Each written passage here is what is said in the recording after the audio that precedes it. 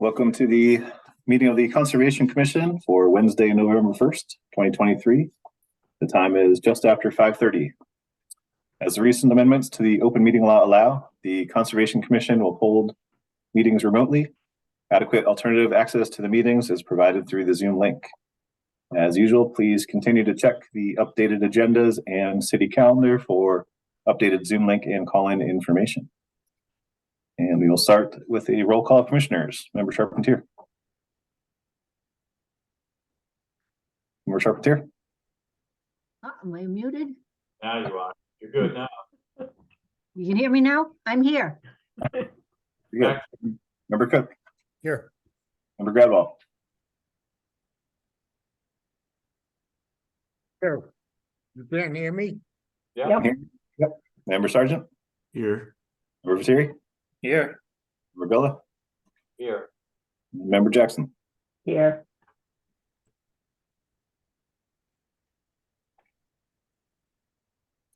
One minute. Look at that time. Okay, next up is administrative briefing. Is there anything in there you need to discuss with us, Chuck?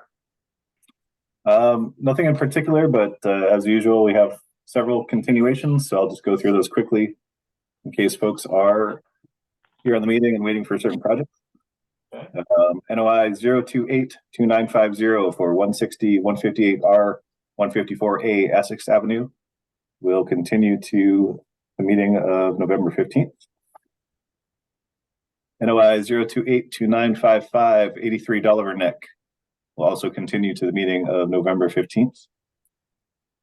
NOI 0282961 for 43 Shore Road will continue to the meeting of November 15th. NOI 0282963 for 52 Shore Road will also continue to the meeting of November 15th. And I believe that is it for now. Chuck, Yes. I had in my notes, I thought your email said that Essex Ave was continuing to December 8th. That might be, yes, I believe that's correct. Okay. Double check. Yeah. I will So confirm. we have the Upper Banjo LLC is that we're talking about? Yes. Is going to what again? Chuck's email said they requested to continue to December 8th. Okay. All right. Okay, if there's nothing else, you're gonna have to keep me abreast because I only got about half those when you ripped them off. So, okay, next up would be anything else to add, Chuck, on the administrative briefing? Nope, that is it. Okay. Moving on to the public comment period of the meeting. This is the period where the public is welcome to speak towards any conservation issues that are not, I repeat, not on tonight's agenda. You may do so by hitting the raise your hand button at the bottom of your screen or hitting *9 on your phone or handheld device. Currently have 23 attendees and there are no hands up at this time. Okay, then moving on to the minutes for review and approval. We have October 18th, 2023 on the table. Commissioner Jackson moves to approve the minutes for October 18th, 2023 for Gloucester Conservation Commission as amended. Charpentier seconds? Roll call. Member Charpentier. Yes. Member Cook. Yes. Member Gradwell. Yes. Member Sargent. Yes. Member Viteri. Yes. Bella. Yes. And Member Jackson. Yes. Moving on, we have a conservation restriction. Am I Denormity? Is that what am I saying that correctly? I believe Yeah, I so. think so. Okay, the Woods Long Hill Conservation Project. Chris Lapointe, Greenbelt, representing, I would guess. Is he here? Oh, there he is. Hello, Chris. Good evening, everyone. Thank you for having me. Chris Lapointe, I'm Vice President of Conservation Operations at Essex County Greenbelt. And I wanted to take a minute to share with you a potential and pending conservation project that Greenbelt has been working on for some time, and describe a request that we would like to make of the city of Gloucester. As I provided ahead of your meeting in a cover letter, a cover memo, and a map, Greenbelt has been working on a landscape scale conservation project on the border of Manchester and Gloucester for some time. The De Normandy properties exist in two related ownerships. The much of the Manchester acreage was protected by conservation restriction in the late 90s and early 2000s. The remaining acreage, or the largest acreage, and really the subject of the discussion this evening, is the nearly 180 acres of land that is shown in red on the Gloucester side of the line, that is in common ownership. So Greenbelt has been in discussions with this landowner for some time. We've reached an agreement to acquire the acreage in Manchester and in Gloucester. And you may have seen in the press recently, we were recently awarded a $1.25 million grant from the Commonwealth through their landscape partnership program. So that's a program that awards funding for landscape scale projects. So in Essex County, that's a total project area of more than 200 acres of new conservation land. So the proposal is essentially to acquire both the Manchester and the Gloucester acreage from De Normandy and in its various ownership entities, to also put some additional conservation restrictions on some existing Greenbelt land, and to acquire some other acreage in Manchester. The final project structure, or the plan, is that Greenbelt would own close to 300 acres between the Manchester acreage and that new Gloucester acreage that was shown on the last map. We would own and manage that. We would be responsible for its stewardship and trails and mapping and all of the things that I hope most of you are familiar with that Greenbelt does on our properties throughout the county. The reason for my being here this evening, in addition to just wanting to share the project with you and solicit feedback, is that a component of the state landscape partnership grant is in fact partnership. And so there's a requirement that there be multiple different types of entities involved in the project. So obviously Greenbelt as a nonprofit is involved. We're working with Manchester Essex Conservation Trust as another nonprofit partner, and they are prepared to hold conservation restrictions as necessary on the Manchester portions of the project. But we would like to ask Gloucester to consider holding a conservation restriction over what will be Greenbelt land on the Gloucester portion of the project. So on nearly 180 acres of land on the Gloucester side. There is a little bit of a timing oddity that I want to explain and can take questions about. So this will be a fairly compressed project. We applied for this grant back in the spring. We just learned that we received the grant award very recently, and we will have to get to a closing on the project before the end of June of 2024 within the state's fiscal year. So we have quite a bit of work ahead of us, including a fair bit of due diligence, a fair bit of additional figuring out how to fund the rest of the project. But in the short term, what the state has asked us is, before we can even sign the state grant contract for the landscape partnership grant, they would like to know that the city of Gloucester is comfortable holding a conservation restriction over the Gloucester portion of the project. So they want to know, essentially, is your partner really a partner? Which is a fair question. And so we we do not have a draft conservation restriction that you are reviewing and voting on that specific restriction. There will be time for that. So this is essentially a precursor vote or a conversation I would like to encourage your support, an indication that assuming everything is to your liking between now and closing, you would come back to another vote with an actual conservation restriction and all of the details and everything in line and take a final vote. But right now you would be indicating to the state and to the council that assuming everything is in order, this is a project that you support and you would be comfortable holding a restriction over Greenbelt land. I'd be happy to, I'll stop there. I'd be happy to answer any questions. I see that Greg has joined too. I don't know if Greg has anything to add, but that's my summary. Okay, thank you, Chris. I think in general, I mean, I can't see why we wouldn't, but I guess the big question is everybody gets nervous when we hear about a CR. And I guess I'd ask Mr. Catamatore while he's here, what is the downside? Why does everyone kind of shudder when someone says CR?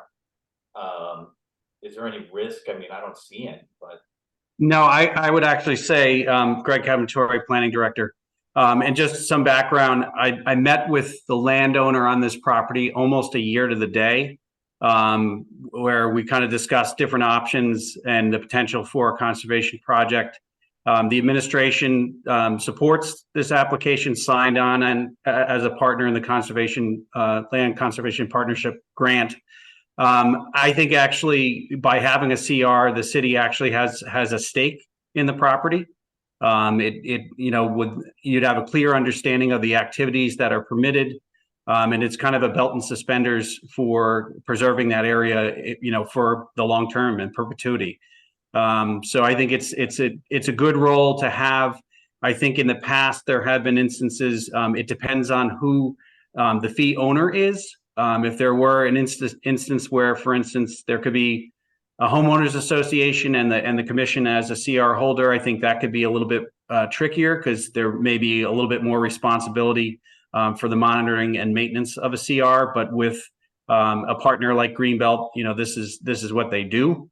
I don't think there'll be a lot of activity for the city, but again, we will have a document in place that also will ensure that this is only used for conservation purposes going forward. Okay, so I guess Chuck, why don't you just do roll call comments for all the commissioners, see what they have. Member Carpenter, Great project, fully supported. Member Cook, Same thing. You've got my support. Member Gradwell, Full support. I looked at all the information on there. I think it's absolutely great. Member Sargent, Enthusiastically, I'm in favor of this. Member Materi, Also fully support. Just one question is what's with the blue outlined parcels that are on your map that are marked as unknown protection or ownership status? Is that going to pose any type of issue in your transaction or in any future conservation restriction? It would not pose any issue with the transaction. Those parcels are outside of the boundary of what we will be purchasing and what the conservation restriction will go over. Certainly conversations about what we could do potentially in partnership with the city to understand ownership. There's some, I think the assessor shows them as being owned by the city. They may or may not be. I think some additional title work or some investigation could be done, just frankly as a way to clean that boundary up. But we would be able to move forward without that clarification happening prior to closing. Member Gullett, Nothing further to add. I'm enthusiastic about it as well. and Member Jackson. I'm fine with it. I think it's a good project. Okay, so All right. A motion? Commissioner Jackson moves that the Gloucester Conservation Commission is willing to hold a conservation restriction on the land just described, subject De Normandy Woods Long Hill Conservation Project, subject to review and final votes in 2024 on the full proposal. Charpentier seconds? Roll call, Member Charpentier, Yes? Yes. Grindle, Yes. Sergeant, Yes, Yes. Bella, Yes, Member Jackson. Yes. okay. Hopefully that gets you what you need, sir.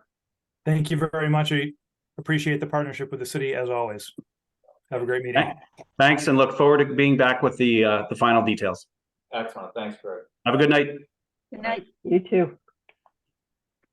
Okay, moving along to continued business, we have NOI 0282884, 284 Atlantic Road, Stephen Klaus.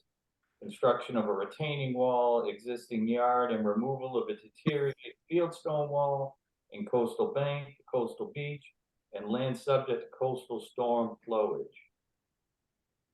Garrett M. Tennyson of Tennyson Environmental Consultants LLC representing. Good evening. Good evening. Name and address for the record, please. Yes, I'm Garrett Tunison, Tunison Environmental Consultants. I'm the representative of the applicant for 284 Atlantic Road. Okay, want to give us a brief description of what you want? Yeah, sorry, I was trying to bring up my my camera and I'm having difficulty doing so. I don't know why it's not working. Yes, so it's been a while since the commission has had this project before them. As you may have noticed, we've had many continuances. So basically, since the last time it was before the commission, there was a different representative. They are no longer on the project. My company, Tunison Environmental Consultants, began work on the project. Well, we worked on the project for a while, but we took it over last March. And at that time, there were a lot of concerns and issues. And I believe we've answered most of we've addressed most of the issues.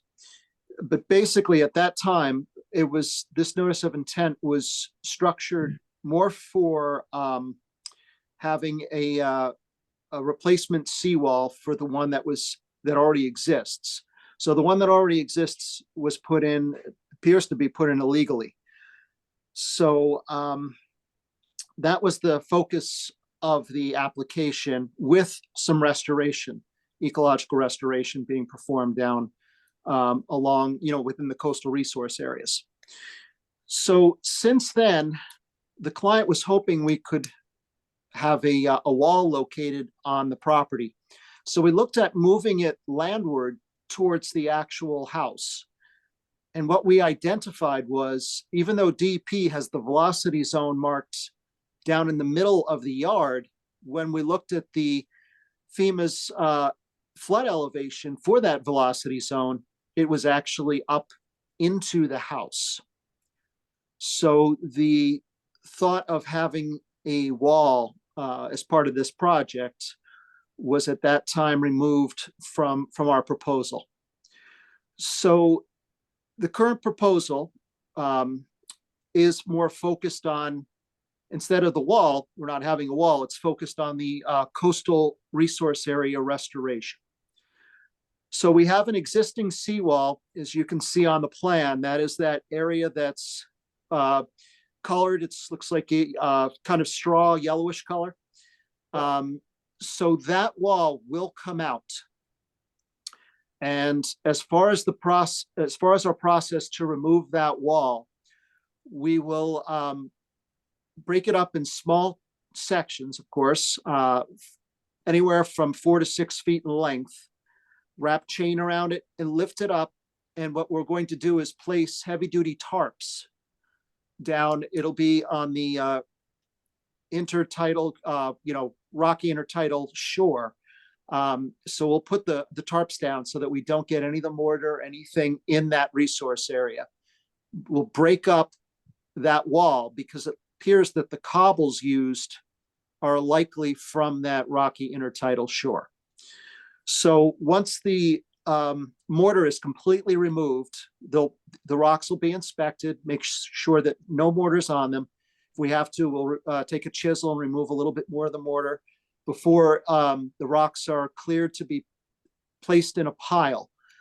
They will be transferred from that pile into the rocky intertidal shore in areas. There are some areas where there's some pits. So those areas we would more or less lay out so that it's even with the other areas.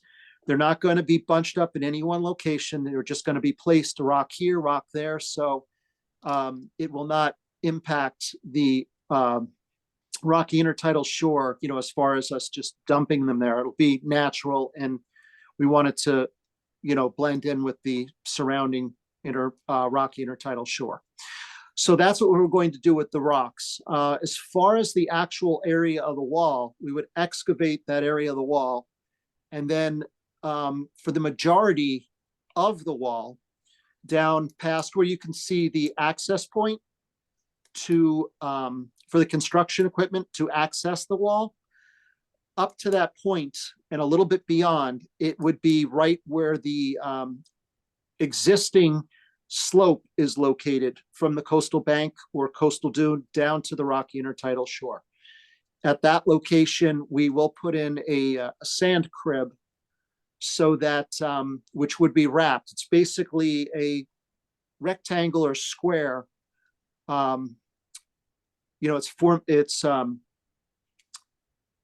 It's structured so that will be the actual geometric structure, a rectangle or square. And what it consists of is it's a natural fabric that will, it's linen on the inside, and it's made of cotton, and that you put the sand within that, and then you form the edges, and it's all sewn up with an exterior wrapping of jute so that it will break down. So basically, this is considered a soft solution. And then on top of it, we would put loose sand, and that would make the slope of the current coastal bank. So basically, you would slope that down so it would mimic what was there before the wall was set in place. And then at the base of it, we would have a mix of spike grass and salt meadow cordgrass. And then that would transition up to the American beach grass and a few patches of seaside goldenrod and woolly beach heather at the top. So we actually have three coastal resource areas at this location. We have the rocky intertidal shore, we have the coastal bank, and looking at the current plan before you, up to the left, where the that area above where you can see the pinkish, it's the pink, and the area up in there, we have a coastal dune. Initially, the previous consultant considered that area not to be a dune, but looking at the current soils in that location, they are Hooksand sand, which is a marine sand that you find in spits, beaches, on coastal banks and coastal dunes. So it is a marine sand. So it is definitely a dune. So DP did have a concern about that dune. So we did delineate the area of the dune using, historic aerial photos, what Mass GIS currently had on the DEP wetland layer for the dune, and then also mapping that with the NRCS Hooksand sand. And through that, we came up with the delineation of the coastal dune. We showed what it looked like historically, and it looks like it has eroded over time, especially since the last 10, 15 years. It looks like with the coastal storms that we've had, a significant amount of it has eroded. So what we're proposing is this sand crib so that we can remove the wall and basically reduce the impacts or eliminate the impacts that have occurred due to the wall being at this location, restore the coastal bank, and restore the coastal dune. On top of the coastal bank and dune, we're proposing to use groundsel bush, high bush blueberry, southern arrowwood, beach plum, black cherry, and Atlantic white cedar. At the edge of the coastal bank where it meets the, or not coastal bank, it's actually slightly above the coastal bank, where it meets the existing lawn area, we are proposing to use bearberry as a transition zone between the existing lawn and the proposed ecological restoration. So this will give the property owner, it'll look landscaped, but that area will be bearberry. So he'll be able to tell exactly where, you know, the lawn ends and the restoration begins. So that's what we're proposing for this area. As far as the access, we're looking at coming in off of the existing path adjacent to the end of Atlantic Road. This path has mostly invasive species such as Tartarian honeysuckle, Oriental bittersweet. I think there were a few autumn olives, but that's mostly what it is Tartarian honeysuckle makes up the bulk of the invasives. So we looked at it and we plotted a path that was through mostly the invasives down to the top of the current coastal bank and dune, where we could get an excavator to walk along that edge and work to remove the existing seawall and to restore the coastal bank and the coastal dune. We're also, I don't know if you can tell from the plan, but there's also a yellow line that surrounds the restoration areas. That is our proposed sediment controls that will consist of staked 12-inch diameter straw wattle. Upon completing the restoration work, the area, the footprint of the proposed construction path up to the existing cleared area for the path that everybody walks down from the end of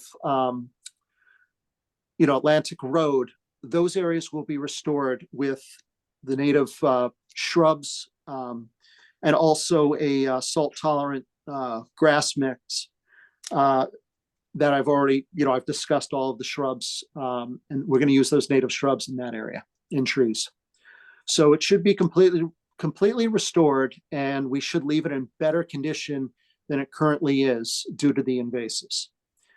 Now, as far as when that path would be created, we have in our coastal wetland resource area restoration plan how to remove those invasives so that we do not scatter any seeds, nuts, or berries, and also how to remove the basal area and root system of those invasives. So all of that's covered in the plan. I do a lot of this work. I do a lot of ecological restoration work and coastal resource work. So this is nothing new to my company. So this is the plan we have before you. So I was wondering, are there any questions? Okay, well, our typical protocol is to open up for public comment first to see what anyone out in the public has to say about this project. So we're going to do that first, and then we'll do roll call comments with commissioners afterwards. So first up, next up would be is if anybody in the public wishes to speak for or against the project at 284 Atlantic Road, You may do so now by hitting the raise your hand button at the bottom of your screen or hitting *9 on your phone or handheld device. We currently have 27 attendees and there are no hands up at this time. Okay, seeing none, hearing none, a closed public comment period. Next up would be commissioner roll call comments. Member Charpentier, No comments? Member Cook, Yeah, I really like the plan, but there's a couple questions that I'd like to have answered. In regards to the sand cribs, are these pre-made in advance sections that are going to be placed in there? And is all the work or the equipment going to be on the landward side and not on the coastal rock? And the main reason I'm asking this is because in the details, I was looking at a couple of the pictures where you show a beach restoration, and it appears that the sand cribs are built as you go. And that seemed different than what you stated, so I just wanted to clarify that. Yes, you are correct. They are, the material is pre-designated, but oh, sorry. Gary, hold on. Yep. Just 5 seconds. So, yeah, so all the commissioners will make your comments and you'll Okay. take notes and then you'll come back. and Okay, Respond to all of them, please. sorry. Yes, Member Gudwell, This is so much superior to what was presented before. I like it very much. Thank you. Member Sargent.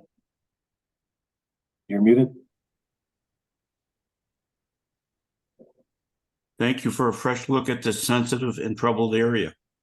I'm thrilled with the large amount of proposed restoration, along with the removal of the unpermitted fieldstone wall. I'm curious why this was not refiled as a limited ecological restoration project.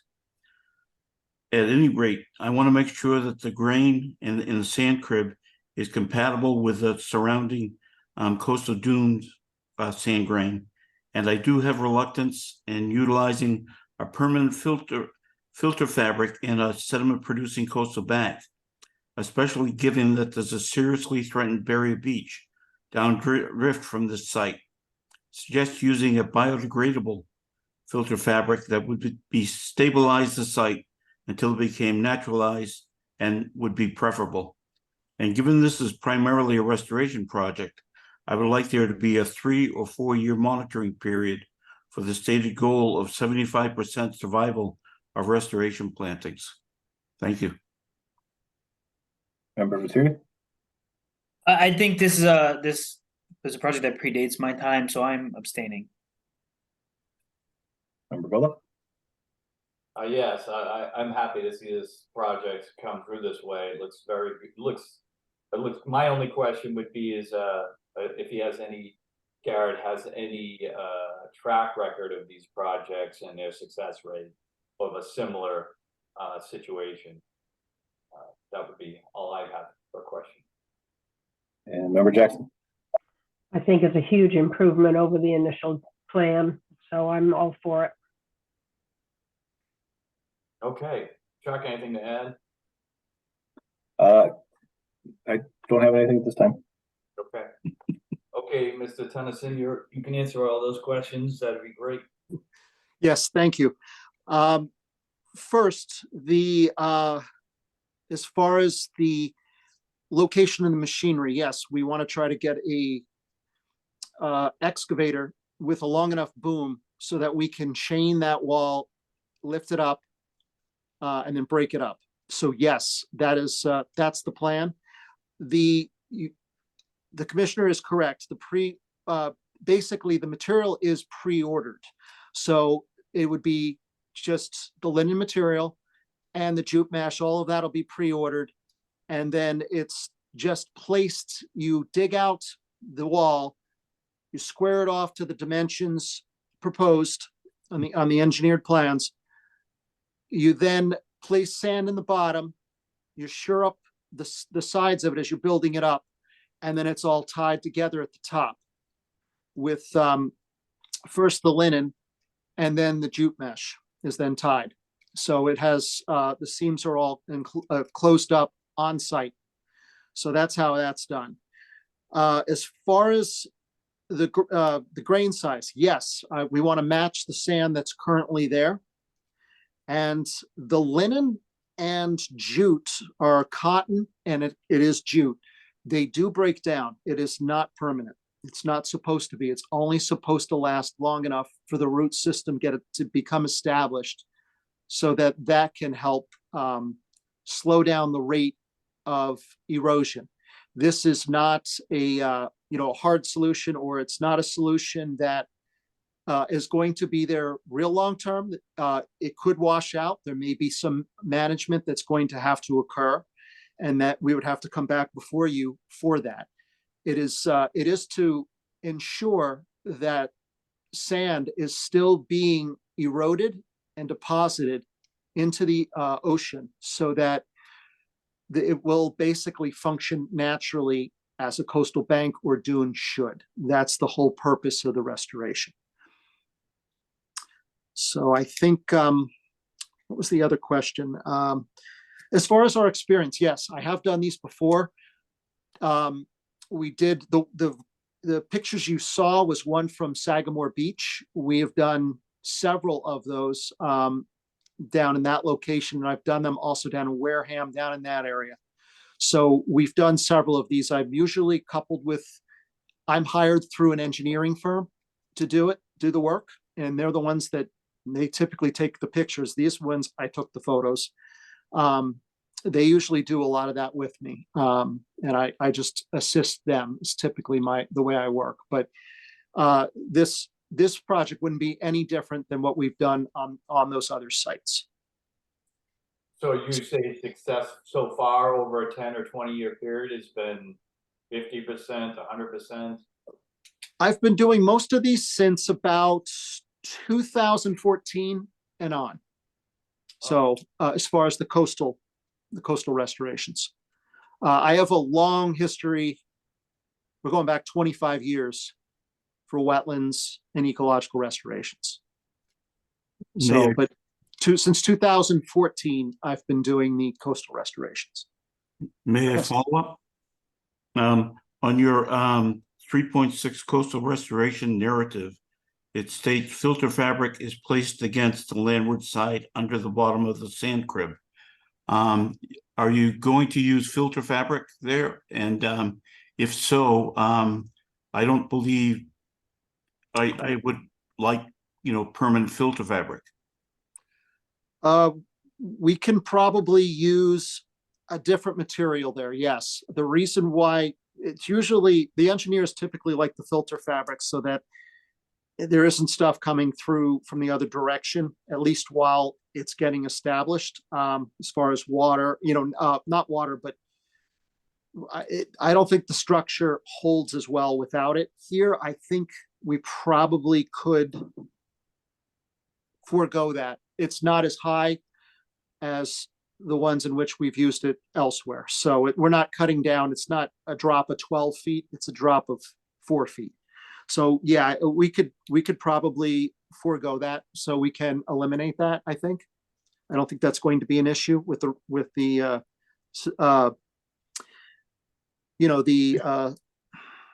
how sound basically this how well this structure is going to hold up. I think it'll be fine without it.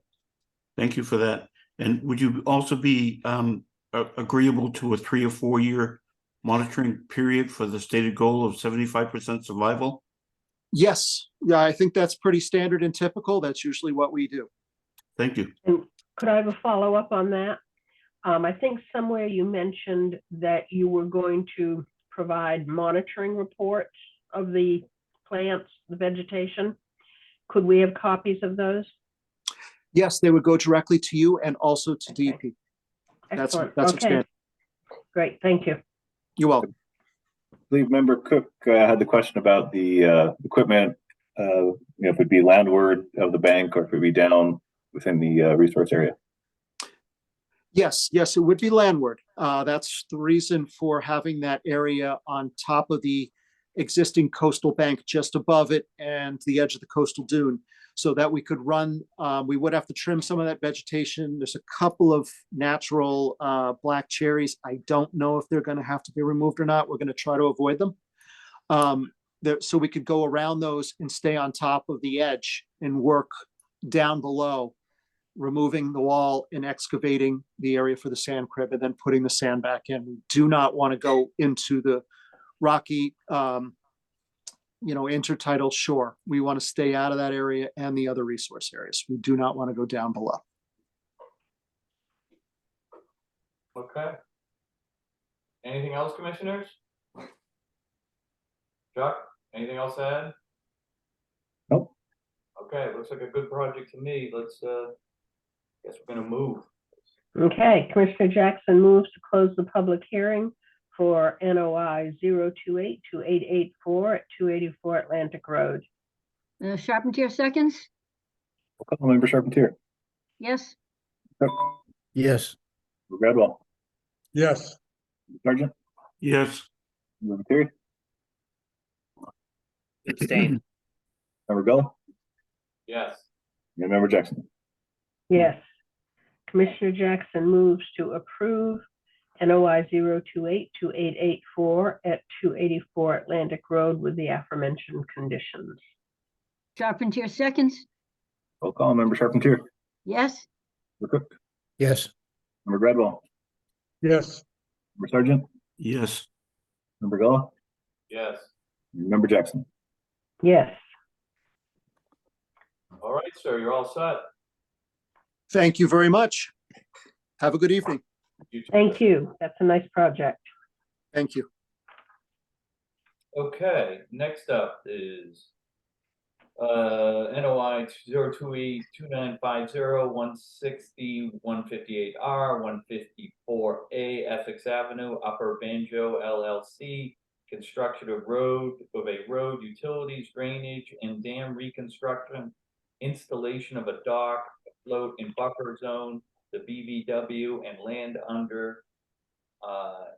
underwater body. And inland, wow, this guy had a read. Inland bank as well. They're requesting, if I believe it correctly, to move to December 8th. That's correct. Chuck had also talked about their ORAD expiring 10/30, and that we could request a new delineation if we felt that was appropriate. Chuck, you were going to walk the property line. Any thoughts on this? Just wanted to clarify, it is December 6th, is the Wednesday. Your meeting will be. Oh, I'm set. sorry. Okay. I did confirm on the email, that's the request. I have not been out to the site yet. I was gonna make sure I get out there before the next meeting. So I'll let you guys know if I have any concerns out there. Okay. Then Commissioner Jackson moves to continue NOI 0282950 at 160, 158R, and 154A Essex Avenue to the Conservation Commission meeting of December 6th. Charpentier seconds?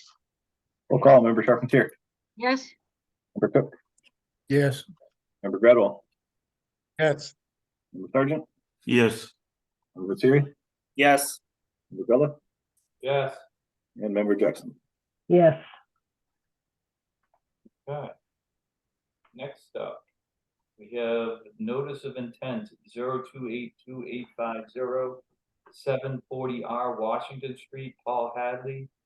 Raising of a seawall and grading in riverfront area, land subject to coastal storm flowage and buffer zone to coastal resource area. Chris Ross, Ross Environmental LLC representing.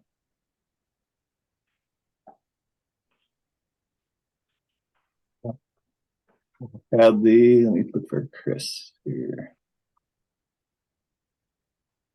There you go. Getting posted on there. Chris, are you there? He is promoting now. He should be up here in a moment. Okay.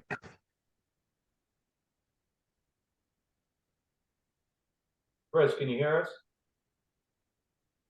Can you hear me now? Yeah. Okay, Address for the record. I'm sorry. Name and address for the record. Chris Ross, 197 Chase Road, CHACE, East Freetown, Mass. 02717. Excellent. Okay, you're up. Already, so since we last met, I think Paul submitted a engineered stamp plan to show the calculations to show what the change in elevation would be based upon a 1.5 foot rise over the solid fill pier, which would be a change of 0.0022 inches, and which would reflects a 0.022% of an increase in elevation change. And as I stated previously, that's pretty much a de minimis change in elevation. It's about the thickness of a paper or less. So it's not even measurable by the human eye when you apply that change in volume over that small an area based upon the volume of the cove or the area of the cove. So that was done. Like I said, that was by a stamped PE. So that calculation's been provided to the commission, I believe. Beyond that, I don't know if you wanted anything further than further explanation on my previous narrative of as far as concerns with displacement on adjacent properties. As I've stated previously, as the tide levels rise, the water will simply displace as it does currently around the solid fill pier on water that's already in place, and that for the extra elevation that's there, it'll do the same as it does now. It shouldn't really affect anything any differently than it does now. And there's really no noticeable impacts from what I'm aware of currently. So I'd expect that to stay the same with such a small increase in elevation over such a small area. Okay. So next up would be I'll open up for public comment. Anybody in the public who wishes to speak for or against the project at 740R Washington Street may do so by hitting the raise your hand button at the bottom of your screen or hitting *9 on your phone or handheld device. Currently have one hand up, Rachel Lessard. Okay. Hello. Hi, Rachel. Well, this is actually Lisa and Rick Cardi. We were so nervous before that we came to our daughter's house so that we could use her computer. We didn't see that report, so this is all brand new to us. But just name and address for the record, please. oh, sorry, Lisa, and then Rick Cardi, 742 Washington Street. Thank you. Thank you. I just heard that report, but we haven't had time to digest that. My letter is from last meeting, and I'll just read it as I said. And I said, I would like to ask Mr. Ross what tides he visited at 742 Washington Street or 740 Washington Street. He says the water will not increase even the piece of a paper, but that's surprising to me. He said it will function exactly as it is now. But right now, the water displaces over the solid fill structure. The wind whips in and moves the water towards our house. And as you can see from the pictures from the last meeting, it does not just go around the fill, it floods over. The higher tides are flow over a large landmass owned by over 10 families. One of the families said this is not new. It has been this way since he was a baby. And in fact, the high water mark is actually indicated on their Chapter 91 renewal. We swim in the cove. I feel the effects of the tide. I feel the effects of the wind. Not every lot is the same. We have different wind and current patterns from our neighbors exactly across the cove from us. If you lose something off the public dock on an incoming tide, 75% of the time I pick it up on this triangle in the outgoing tide. We are still concerned that the water will be pushed behind our seawall due to the stoppage of the flow over the landmass, coupled with the direct force of the wind. We have witnessed the destruction on regarded water can cause. We have searched for our final home for years. We hoped for waterfront, but as we watched local home after local home was washed off its foundation due to the so-called experts remedying the Merrimack River jetties, they might have saved the jetties, but they destroyed the homes on Salisbury Beach and Plum Island. So we chickened out and we bought what we thought was a safe place in Lobster Cove.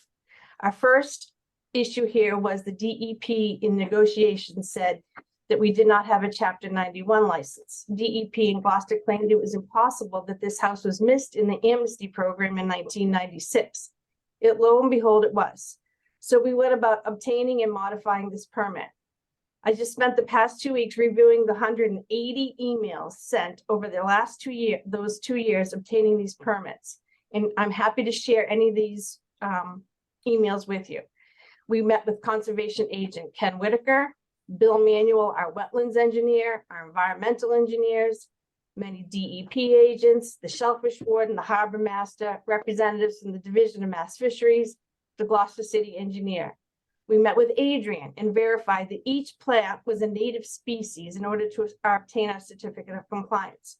Our seawall, which actually follows the riverbank, had fallen, and we repaired that as well as keeping in its previous footprint and height because the Mass Department of Fisheries considered it was in a flow tide land and we were not allowed to raise it.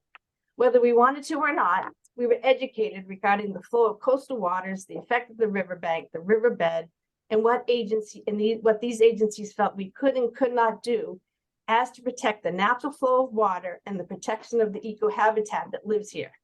We were required to hire and produce by licensed professionals, multiple drawings, this engineer plan, how we would not alter anything in the cove by replacing our pilings and having our porch over the water. We followed the rules and did what we were told we could do to ensure we would have a home that met all of those requirements, yet would be safe from storms. So I hope you can see why we have been worried and that these demands have not been met so far.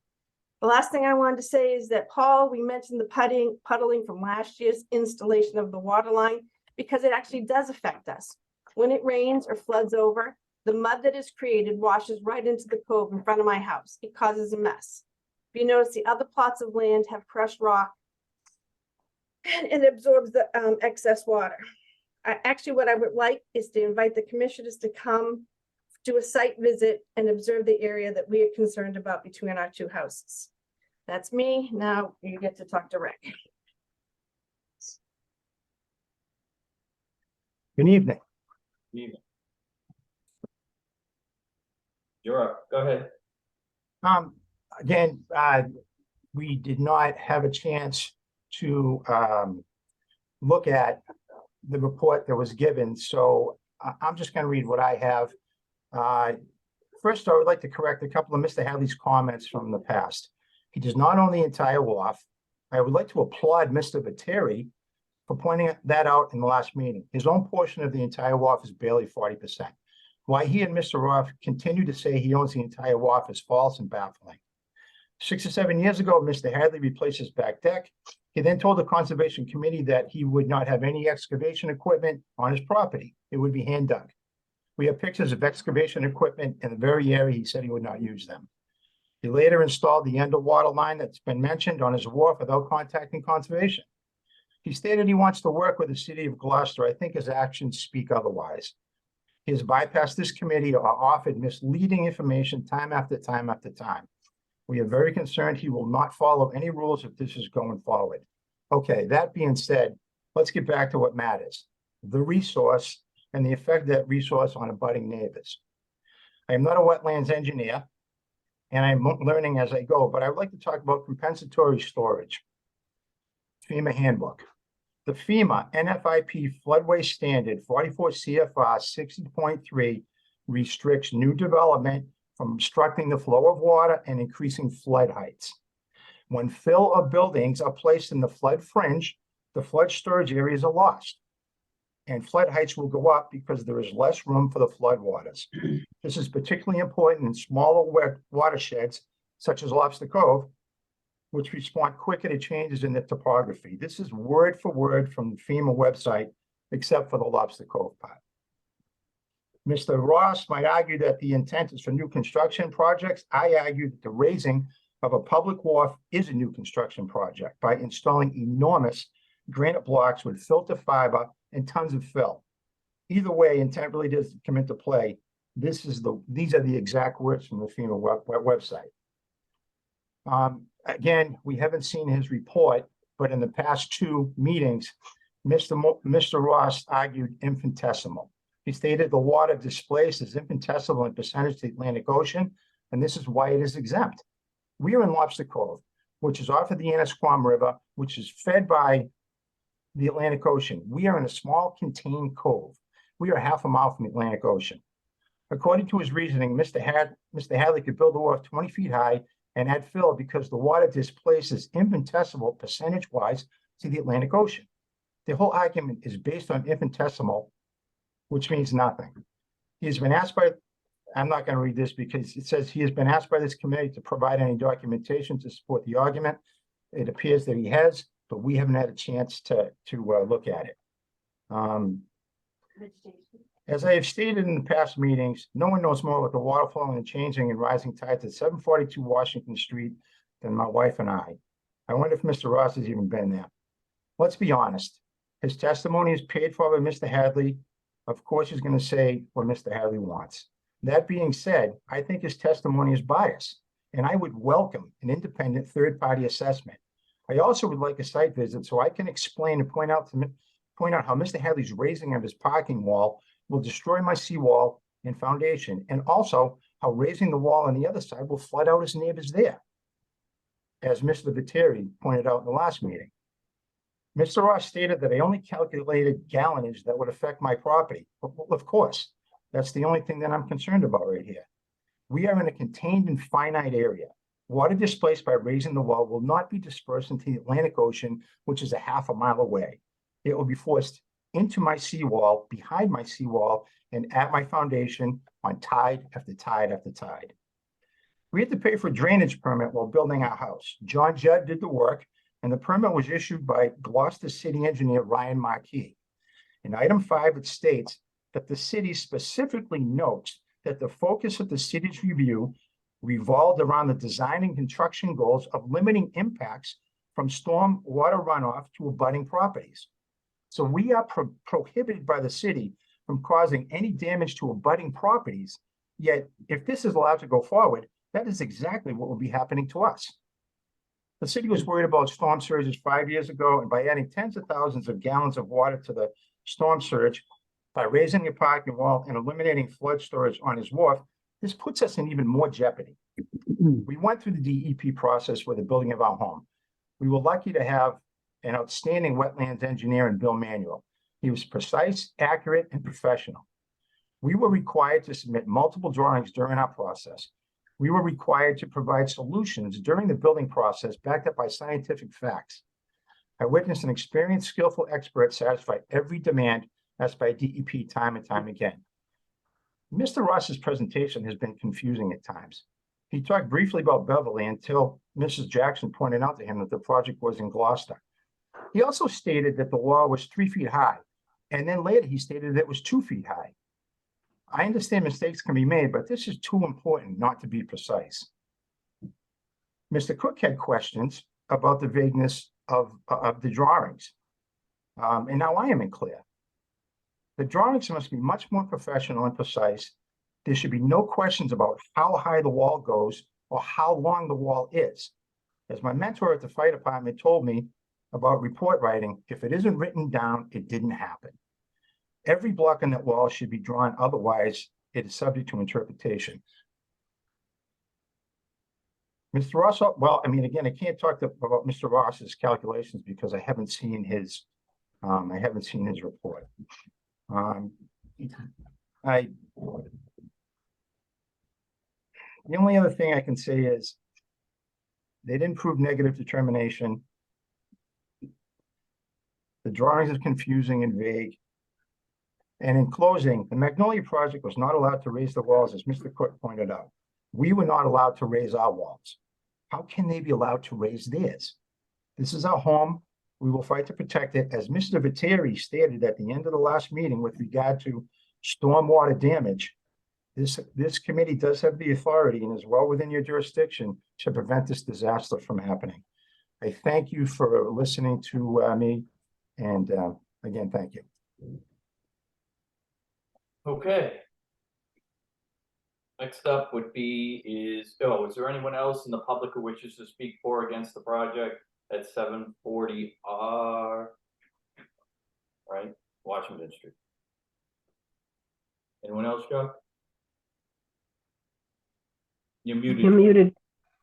There are no other hands up at this time. Okay, seeing none, hearing none, I'll close the public comment period. I would move, then let's move into commissioner comments. Member Charpentier. Yeah, and listening to this and reading this, I can't support this project without a third-party evaluation that lends some scientific credence to Mr. Ross's statements of infinitesimal impact. Member Cook. That's it. Yeah, I still object to the project. I feel that by raising just that one section, we are going to cause an impact on the neighbors' properties. It's going to happen because you're putting a seawall up. Yeah. Basically, that's going to come across the bay and bounce off another seawall in the other neighbor's property. There has to be some type of erosion that there, so I can't support this. Member Bradwell. I'm with Commissioner Cook. Member Sargent. No comment. Member Viteri. I don't think that the Chapter 91 license is in the record. So I'd like to see that submitted because I'd like to look at exactly what has been licensed and what structure of the wharf has been licensed as Chapter 91. I have a question. I don't know if this is the case, but I think we discussed it at the last meeting that the wall is going to be raised on 3 sides essentially, but it seems to me the third side follows the property line, but the property line is not the edge of the wharf. So my question is whether that third side is even licensed under Chapter 91. And if that third side is not licensed under Chapter 31, then it's additional work outside of the licensed structure, which would, I think, not be covered under the riverfront exemption for Chapter 91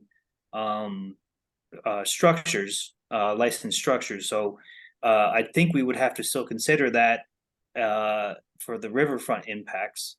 And then I think the raising of the third side along the property line is really what the key impact is for stormwater damage, because it's basically splitting the existing wharf in half, and it's going to be adding a different effect for the way that water flows over the wharf than it does today, because as it is right now, that is level with the property on the other side of the property line, to me. So unless I have that completely wrong, I guess I'd like to see more information added into the record on that. And it's also, from the plans to me, it looks like on that property line, it says it's going to raise it to an elevation of 8.2 feet. So that seems like new work.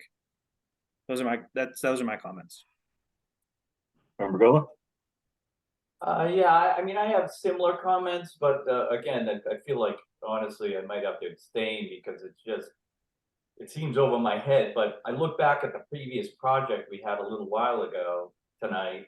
I wonder if there's a softer solution than a wall to solve this problem in some other way or fashion. I don't know. I'm just throwing it out there, but obviously the commission is pretty concerned about impacts to the resource and neighboring properties. Maybe there's a solution we're not seeing yet, but I'd like that investigated. Maybe there's another option here because there's a lot of concern, mine included, with what may happen to people and what may happen in the future, properties that is. So I'm still like to absorb a little bit more of this myself, which means probably another continuation. I don't. What about a third-party review, Rob? Excuse me?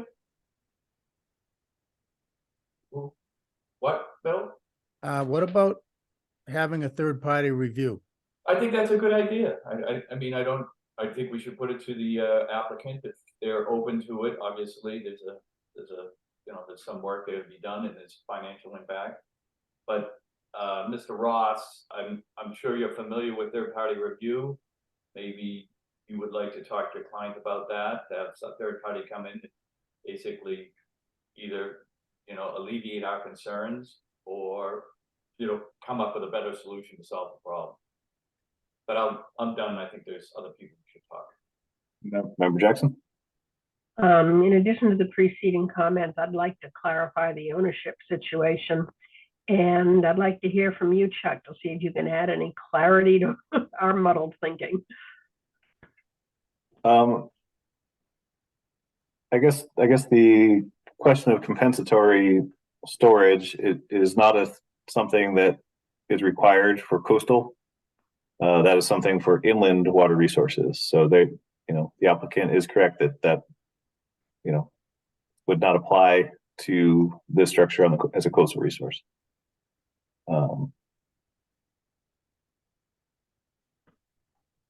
But otherwise, sounds like you have several other questions. Can pull up the property lines there. I think the confusion is that they own the parcel that they are proposing to do the work on, but there are other property owners on that wharf. So the wharf is multiple property owners across that structure. All right, so Mr. Ross, I think at a minimum, we're gonna continue to just absorb some of this, but I think you might want to talk to your clients about, bringing in a third-party reviewer to just have someone else, might prove your side worthy or might prove the neighbor's side of it, but we're kind of stuck here at an impasse, and I get the feeling most of the commissioners aren't there yet, so at a minimum, we're going to continue, but I would suggest you talk to your client about allowing a third party. Well, with all due respect, the stamped engineer's plan is a third party. That was separate from me. That was at the request from the last meeting, which was a continuance. And in order to continue again, the applicant would have to agree to that, and he does not at this point in time. We stand behind basically the stamped engineered plan, which shows a change in elevation of 0.0022 inches is all that change is going to be. And behind my narrative as far as what the impacts would be for the proposed project. So with all due respect, we request that you close the hearing. Okay, so you want us to vote? I'm sorry? You want us to close the hearing and vote? Please. Okay, Commissioner Jackson moves to close the public hearing for NOI 0282850 at 740 R Washington Street. Charpentier seconds? We'll call Member Charpentier. Yes. Member Cook. Yes. Member Gradwell. You muted. Was a yes. Sergeant? Yes. Member Viteri? Yes. Member Gola? Yes. And Member Jackson? Yes. Commissioner Jackson moves to approve NOI 0282850 at 740 R Washington Street. Charpentier seconds? Roll call. Member Charpentier? No. Member Cook? No. Member Gradwell? No, Member Sergeant? Yes. Member Viteri?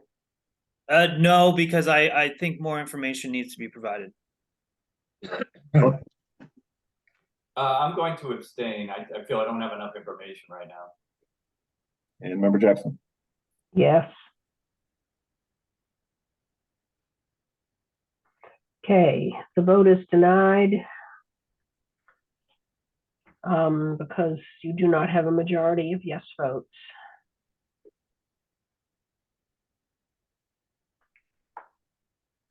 Okay, so gentlemen, it unfortunately did not pass. You'll have to either move on to another stage, or at this point, again, if you want to come back with a third-party review beyond what you just stated, it's up to you. But at this point, it's been denied. It's already been voted on, so they'd have to reapply. No. All right, so that's it. They can appeal to the DEP or, yeah. Very good. Thank you for your time. Thank you. Okay, next up. Notice of intent 28-2955, 83 Dollar Neck Drive, Lewis Lucas, replacement of a collapsed seawall in coastal bank, land subject to coastal storm flowage and coastal resource area. Richard A. Kilby, LEC Environmental Consultants, Inc., represented. Commissioner Jackson moves to continue NOI 0282955 at 83 Dollar Neck Drive to the Conservation Commission meeting of November 15th, 2023. Charpentier seconds, Call Member Charpentier, yes, Member Cook, Yes. Member Gradwell, yes, Member Sergeant, yes, Member Terry, Yes. Member Bella, Yes. Member Jackson. Yes, Okay, next up is notice of intent 0282958, 1 Salt Island Road, John Paul Martignetti, 1 Salt Island Road LLC, renovation of an existing building, construction of a handicap ramp, redesign of an exterior courtyard, walkway, stairs, and buffer zone to coastal dune, coastal beach, land subject to coastal storm flowage. And we have Chase Bernier of SWCA Environmental Consultants representing. Hello, John Paul Martignetti. How are you? Very good yourself. I am good. So I just spoke with Chase. He actually has a personal emergency this evening, so he's not going to be able to join us. But I did want to follow our last meeting. Obviously, we had our first meeting, had some site walks, produced some revised plans, drawings, excuse me. And my understanding is the last meeting, we were held up on the possibility of a vote on the basis of the NHESP letter. We've received that response October 24th with a no-take rendering, effectively giving us the ability to move forward. We've submit that letter to Chuck, and I believe the commission was copied on that as well. So we ask the commission for any other further comment or hopefully the ability to move forward. Okay, first up, I'll open it up for public comment. Anyone who wishes to speak towards or against the project at 1 Salt Island Road, you may do so by hitting the raise your hand button at the bottom of your screen or hitting *9 on your phone or handheld device. We currently have 31 attendees and there are no hands up. Okay, seeing none, hearing none, close the public comment period. Commissioner roll call comments would be next. Member Charpentier, no comments, Cook, No comments. Gradwell, no comment, Sergeant, As before, adequate fencing needs to be installed and monitored to ensure that wind-blown debris does not enter the resource areas. And special care must be taken to ensure the coastal dune next to the retaining wall is not negatively impacted, and any dewatering must be adequately treated before being discharged. Thank you. Member Terry, I'll reiterate our prior comment to implement lighting best practices to minimize any light shining on the beach or the wildlife habitat area. Member Gullah, Was there any final determination on that stair going down and whether we're going to move it? Or I thought the city said they were open to moving it wherever we wanted it, or something of that nature. Did that ever get resolved? they said the city is open to whatever solutions or changes that the commission would like to see, but it was not discussed at the last meeting with the applicant.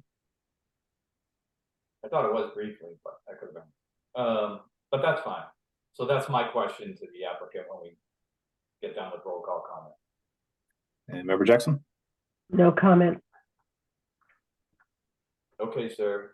Basically, you got a few questions or comments. Mine was basically, again, Dave, I was on board with you on this. Can we move that? Does it make sense to even try?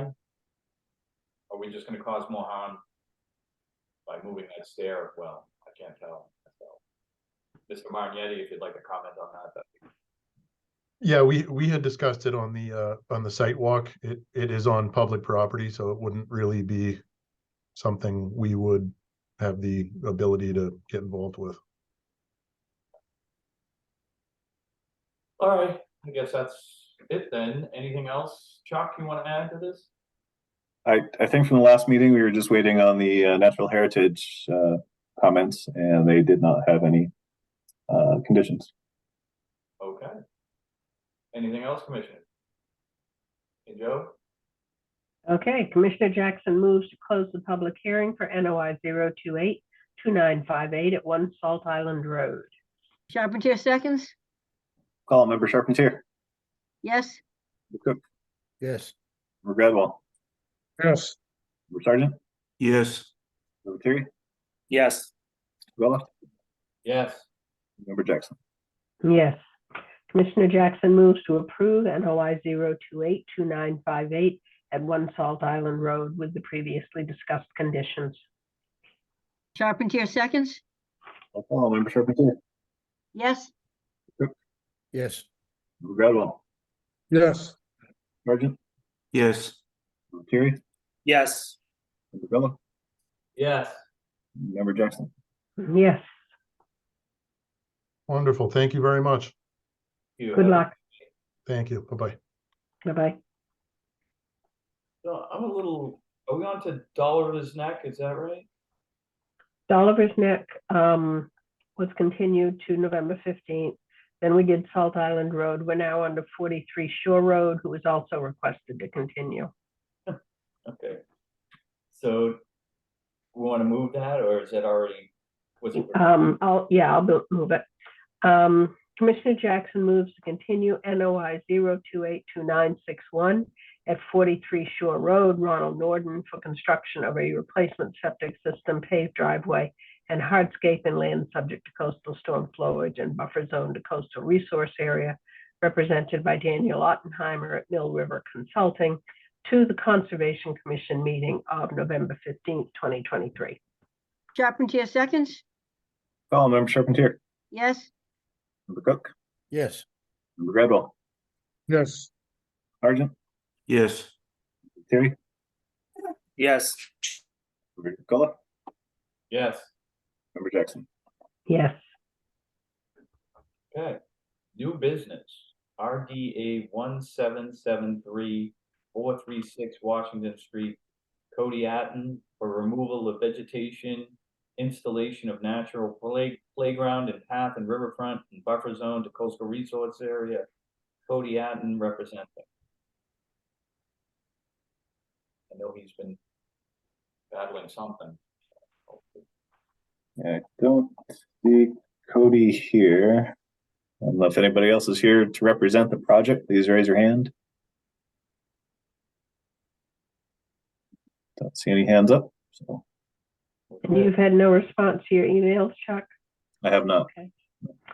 Okay. Commissioner Jackson moves to continue RDA 1773 at 436 Washington Street to the Conservation Commission meeting of November 15th, 2023. Charpentier seconds? Roll call, member Charpentier, Yes? Cook, Yes. member Gradwell, yes, member Sergeant, yes, Terry, Yes. Bella, Yes. member Jackson. Yes. Okay. Moving along then, notice of intent 0282963 52 Shore Road, Blair Locker, repairs to existing seawall, building expansion, deck construction, installation of a septic system and landscape wall in coastal bank, land subject to coastal storm flowage, and buffer zone to coastal resource area. Dan Ottenheimer of Mill River Consulting representing. Commissioner Jackson moves to continue NOI 0282963 at 52 Shore Road to the Conservation Commission meeting of November 15th, 2023. Charpentier seconds? Roll call, member Charpentier, Yes? member Cook, Yes. member Gradwell, yes, Sergeant, yes, member Terry, Yes. member Bella, Yes. member Jackson. Yes. Okay. Along, notice of intent 0282962 20 High Rock Terrace, Brian Odell, repairs to existing deck and coastal bank and buffered zone to coastal resource area. Claudio Aranjo representing. Sorry if I butchered your name.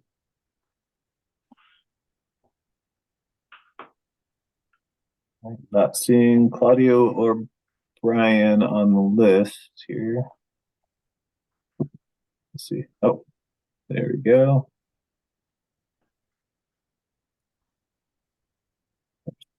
Barbara Odell.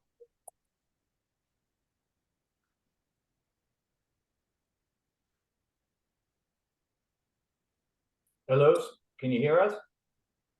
They should be joining as panelists here. Okay, we got two people popping up. Chuck, who's who? Can you hear me? Sorry, let me try to. Yep, we can hear. Sorry. My name is Alisson Gilfrida, Okay, and I work for All Matters General Contractor. okay, And I'm representing the. Claudia is not wouldn't be possible to be here today. Sorry about that. For this project, we are fixing the deck that was, damaged by the improper anchorage and the deteriorated material used. So we're gonna demo the first floor deck and properly anchorage and properly build a new deck on that. So probably we're gonna need to dig a little bit on the rocks and pour material to hold better the joists and the support posts. okay. I'm sorry, sir, your name and address for the record? I didn't get the Oh, address. sorry. Yeah, sorry. My name is Alisson Gilfrida. I'm from All Matters General Contractor, 170 Main Street. I'm representing the job at 20 High Rock Terrace in Gloucester. Sorry. Thank you, sir. No, that was me, not you. Okay. So is that the extent of the work? Repair, replacement of this, these posts? Yeah, we're gonna replace only the first floor deck. The second one, it's already supported. We supported just for emergency for now, but because it wasn't improperly supported on the first floor. So now we're gonna fix that. If you check on the plans, I think certified plans, they have like some improper anchorage there on the first page. Okay. Yeah, and it's totally not by code, definitely. Okay. All right, sir. Step back for a second. We're gonna put it out to the public and have some comments. So hang tight for a minute. So next up would be the public comment period. Anybody in the public wishes to speak for or against the project at 20 High Rock Terrace may do so now by hitting your raise your hand button at the bottom of your screen or hitting *9 on your phone or handheld device. We currently have 24 attendees, and I'm not seeing any hands up at this time. Okay, seeing none, hearing none, close the public comment period. Next up would be commissioner roll call comments. Member Charpentier. No comments. Cook. The only question I have is what method are they going to use to secure the footings to the rocks? And that's the only question I have for the contractor. Member Gradwell. No comment. Member Sargent. No comment. Member Materi. No additional comments to member Cook. Member Gullet. No other comments. Member Jackson. My only question is, my understanding is you're going to demolish the first floor deck. And are you able to do that without impacting the second floor deck, which I believe is right above it? Okay, sir, so now you can answer, basically you have two questions. One, what is the process if you are anchoring into the rock? Are you gonna hammer, drill? And the other question is, how are you gonna support, are you gonna be able to take out the lower level deck without damaging the upper level deck? You may. Yeah. Yep, go ahead. Sorry, for the first question, yeah, we're gonna drill on the rocks. We need to do some footings there. It will be at 12 inches by 12 inches by 18 inches high. So we're gonna put some concrete and anchorage with stainless steel post base. So to get the better anchorage on that. Okay. For the second question, Yeah. we are able, actually, we already have, as an emergency, we need to do the supports on the second floor deck already because it was pending. It's almost falling down. So definitely we are able to do that. Okay. It's already support. Yeah, no worries. Yeah, all right. On the plus side, I'm happy to see you have a structural engineer involved, so that's good. Yeah. Okay, anything else, commissioners, to add? I guess the only question I had is just how the material will be maintained and taken off site to make sure that debris doesn't end up down in the ocean. So Allison, you need to be able to protect the environment. So we're gonna need you to put some like fencing up or something of that nature to keep, or just be very vigilant at making sure that, especially now we're in November, well, we are in November. We get these windy, cold days, that stuff, we do not want it blowing into the resource, into the ocean. So you need to protect the environment. You understand? Yes, I understand. Okay, good. So are you actually replacing the first floor deck, or are you just gonna replace the posts? We're gonna replace the first floor deck. And after that, we're gonna fix the post for the second floor deck too. But we're gonna replace the entire first floor deck. Okay. Okay. Commissioner Jackson moves to close the public hearing for NOI 0282962 at 20 High Rock Terrace. Charpentier seconds, I'll call Member Charpentier. yes? Cook. Yes. Gradwell. Yes. Member Sargent. Yes. Member Terry. Yes. Member Gola. Yes. And Member Jackson. Yes. Commissioner Jackson moves to approve NOI 0282962 at 20 High Rock Terrace with the documented conditions, including the maintenance of a clean site.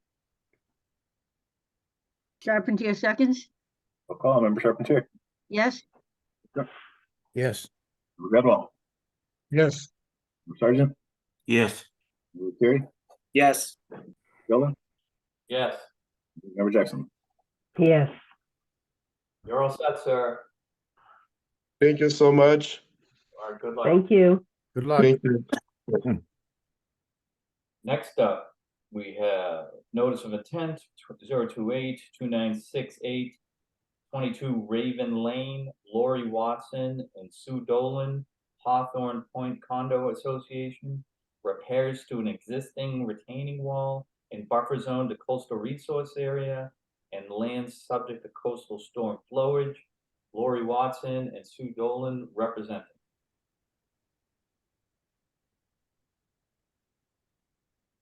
I'm looking for them now.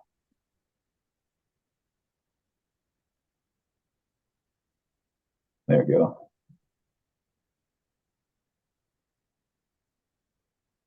Be promoting now.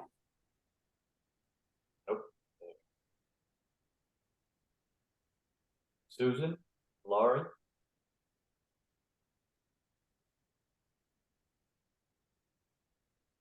Susan, Laurie. You need to unmute yourself. Now, can you hear me? Yep. Okay. Name and address for the record, please. Sue Dolan, Raven Lane, Gloucester, Mass. 01930. Thank Lori you. Watson, Raven Lane, 01930. Okay. Brief description of your project. We have two sections of an existing retaining wall that have now sinkholes behind the retaining wall that we would like to repair.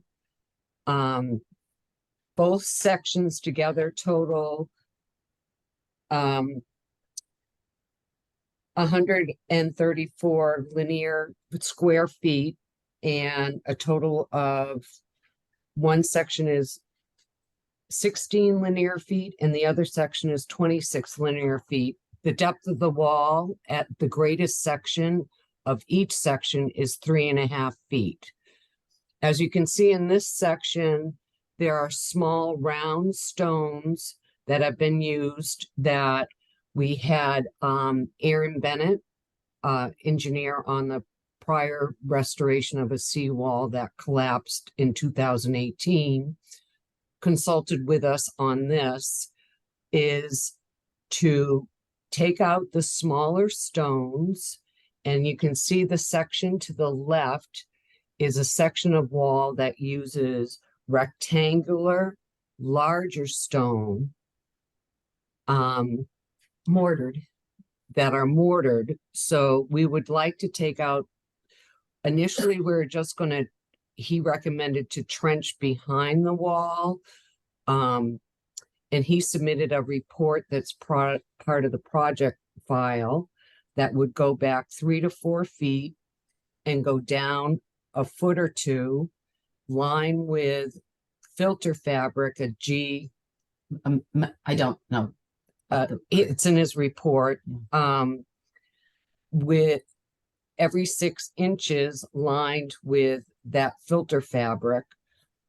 But when we had the masons bid on the job, we learned that it would be in the best interest for the future of the wall is to actually remove the smaller stones and replace them with larger rectangular stones to match the other section of the wall that's in good condition. At the same time, doing the trench behind and allowing and creating weep holes every 4 to 6 feet In the wall. in the wall. Okay. Anything else? He would use protective measures when he would be removing the smaller stones and he would haul those away. And the size, length, nothing would change other than addressing the sinkhole issue and ensuring that we have a wall that is more stable than what exists there now. All right, so, okay. Anything else? No, The sinkholes are dangerous. They've opened up and we've had to put caution tape on them until we're provided a permit to do the work. Okay. So I'm gonna open it up for public comments. Just take note of anything that may come up, and then you'll respond when we're all done, okay? yes. Okay. So we're gonna open up for public, anybody in the public who wishes to speak for or against the project at 22 Raven Lane may do so by hitting the raise your hand button at the bottom of your screen or hitting *9 on your phone or handheld device. We currently have 23 attendees and there's one hand up, Max Arai. Hello, can you hear me? Name and address for the record, sir? Yes, my name is Max Arai. I own the unit 22 at Raven Lane in Gloucester at the Condominium Association. I object to this notice and to the project for 2 reasons. One, the Condominium Association is a 28-unit condominium association and should not be exempt from the stormwater management standards as described by 310 CMR 10.05 paragraph 6, sections K through Q.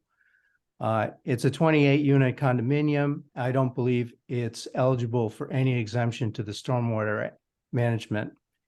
And the stormwater management is very important in this case because it's the whole reason that the 2 sections in question are having trouble now with sinkholes.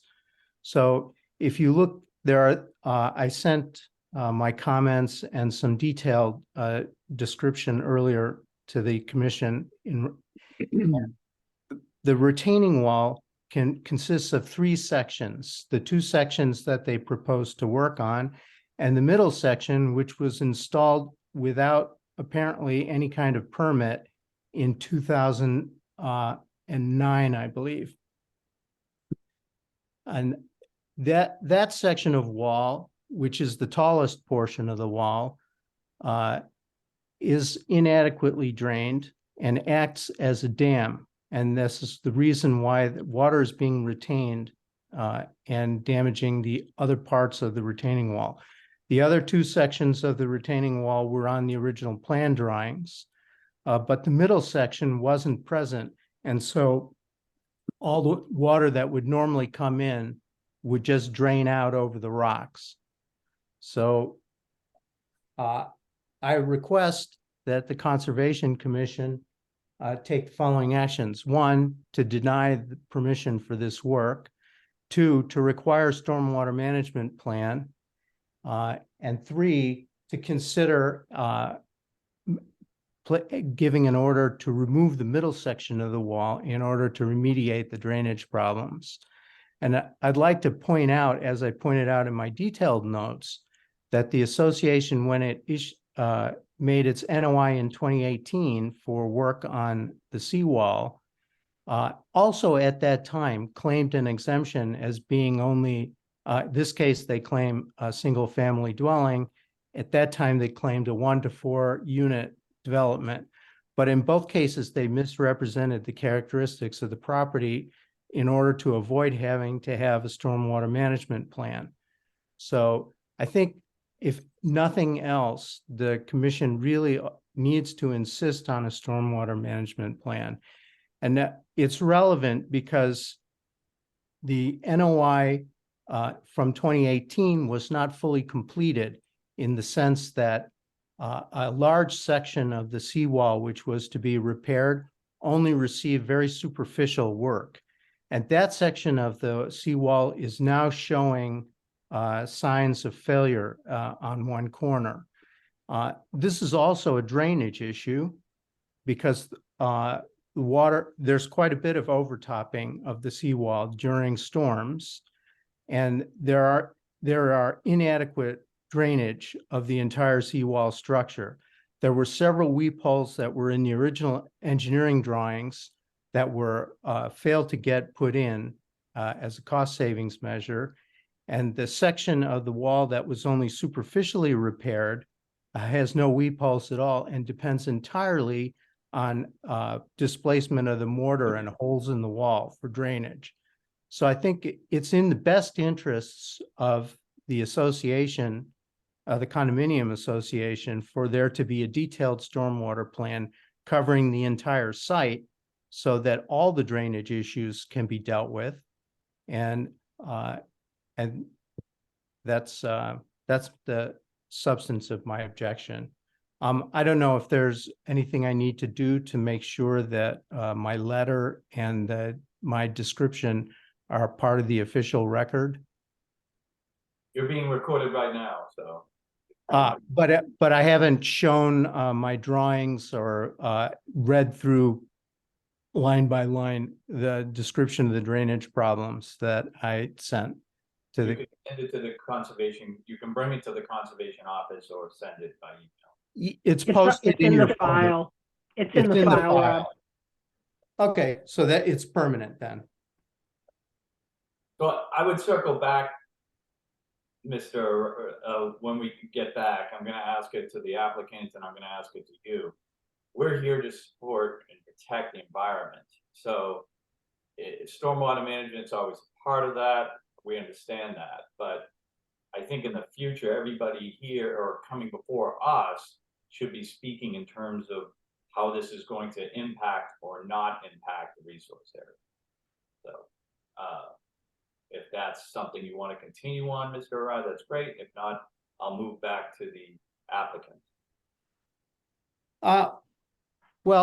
So are you saying that the fact that the NOI does not represent the applicant and does not include the forms that are required by 310 CMR is not relevant to this discussion? No, I'm not saying that at all. I'm saying this board's put forth to protect those codes, and I have in performance. I'm not saying that at all. I'm just saying that we're here as a body to protect the resources, how are we either not, or are you expecting us to do to protect that resource? Is that what you're concerned about? Or are you concerned about stormwater management? Well, I am concerned both about stormwater management and the fact that this drainage is been impeded by the structure that was constructed. And that impacts the environment how?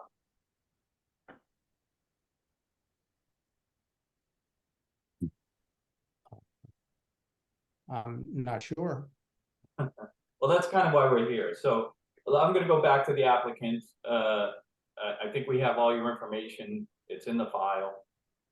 So I'm gonna move on. If anyone else wishes to speak for or against the project, you may do so. I'll read the label again. 22 Raven Lane, you may do so by hitting the raise your hand button or hitting *9 on your phone or handheld device. Everyone else, Chuck? There are no other hands up at this time. Seeing none, hearing none, close the public comment period. And we'll shift back to the applicants. So you heard the concern of your neighbor. Would you like to respond? Again, we're really here to protect the environment. So we understand walls can be part of that, but that's why we're here. So anything to add? The only thing I'd like to add is we prepared this NOI based upon the 2018 approved NOI for a different section of the seawall. And given the choices of the options available that fit the category, we were advised through technical assistance and Aaron Bennett, the engineer we consulted, which category to check. The prior seawall was exempt. And before we submitted the application, we had it vetted and received technical assistance as well. So all I can say is we tried to be consistent with the prior NOI with this NOI. This NOI is addressing issues with the retaining wall that's on a large area of ledge, whereas the prior NOI was an actual seawall. So all right, we do not perceive it as affecting the wetland area or the environment at all. And we'll do what we can to protect any debris or anything from entering the coastal area. Yeah. There'll be tarps and they'll take it away that day. Okay. All right, Chuck, why don't we open up for commissioner comments? Member Carpenter? Member Carpenter? No comment. Member Cook? Yeah, I've got a bunch of comments. First, like I said, I think the neighbor mentioned that the 2018 NOI was never completed. So there may be something there. And if that's where one section of the work was being made, it does look like part of the retaining wall that, according to the neighbor, was done, without permitting, has a smooth finish across it. And the section that they're looking at now is all rough stone built up, and they want to make it look like the other section. So that sounds like it's not just excavating behind it. And based on the pictures, it looks like they went in, took out the stones that were in front of the wall and built a nice flat-faced wall across the front previously. And it sounds like that's what they want to do here too, which, we need much better plans on how they're going to do that. But that's what I think they're trying to do, is they want to take out this section of seawall and give it a finished look like the other side. And that's where they're having all the problems. So there's a bunch of structural issues that have to be addressed here. And like I said, right now, I couldn't approve it, taking out all those rocks and everything and building a new wall like they're proposing. Large. Member Goodall, I agree with Mr. Cook. No further question. Member Sargent, I just want to make sure that the repaired wall will be in the same footprint. Yes. Member Viteri, I do have a question about whether the prior order of conditions received a certificate of compliance. I have a question of, is this a coastal bank? I'm not really sure the difference between this as a retaining wall and the sea wall that's been referred to and where the actual coastal bank is. I do think that this should be subject to the stormwater management standards. Even if you don't consider the full condominium complex of 28 units to be the operative unit, I think just this building is 5 to 9 units of a condominium. So I think that falls under the regulations that require compliance with the stormwater management standards to the maximum extent practicable. So I would require compliance with the stormwater management standards as a condition of approval. Member Villa, Nothing else to add this time. and Member Jackson. No comments. Okay, so ladies, at this point, I think we might have to back up a little bit and again, two things. One, kind of phrase everything in the future as, you know, how's this going to impact the resource? That's why we're here. Obviously, a couple of the commissioners are concerned about the stormwater management plan. So something has to probably be done with that in some form or fashion to ever gain approval by this commission at this time. It feels that way. I could be wrong. Everyone could vote differently, but I think you need to do a little bit more work. You might have to work with that neighbor or that gentleman together if you could. I think you could probably wrap this together in some form or fashion, but I'm not here to tell you what to do. But at this point, I think we should continue so you don't have to refile and pay more fees. Why don't you take maybe a couple weeks, 2 weeks, we meet again, and maybe you can give us more clarification about the wall, about the stormwater management, and anything else environmentally related to this problem. Rob, before we continue, it might be helpful for them to have their engineer in front of us to answer questions. Second of all, Chuck didn't have any comments that I don't think. Does he know if the 2018 application had a COC? And does he have any comments on the current project? I am looking right now. I don't have a record of a certificate of compliance. This file it's an older file, so it's all paper files at this point. I'd have to check when I'm back in the office if there's anything there. It's not showing up here. I would agree with Mr. Viteri. I believe, you know, the number of units would trigger this to comply with the stormwater standard.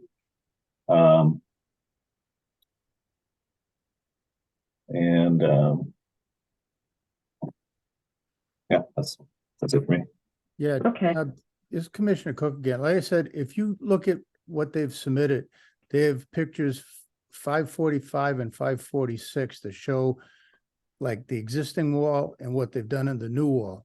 And the new wall shows it like, you know, say 2 feet wide and a nice flat curved wall. You know, is that what their plan is for this, the section that's in 545? And if it is, then, you know, we're going to be looking at approving them pulling out all those stones and stuff from in front. And, you know, they need much better engineering drawings than just say, yeah, we're going to excavate it behind it and build it back up, when in fact they tore down the entire wall, took out large stones and rebuilt it. And you can clearly see it on those two pictures, the before and after. Mm-hmm. All right, ladies, so I think you know, again, at a minimum, you can come back in 2 weeks and let us know what you find. or you might move on to some other, some avenue. But at this point, it would be good if you do show up in 2 weeks, that you could get the engineer involved and answer some of our questions. There's not a lot really here. The 2 questions we really have is, how is it going to impact the resource? And are you going to meet all the stormwater regulations that are now in place?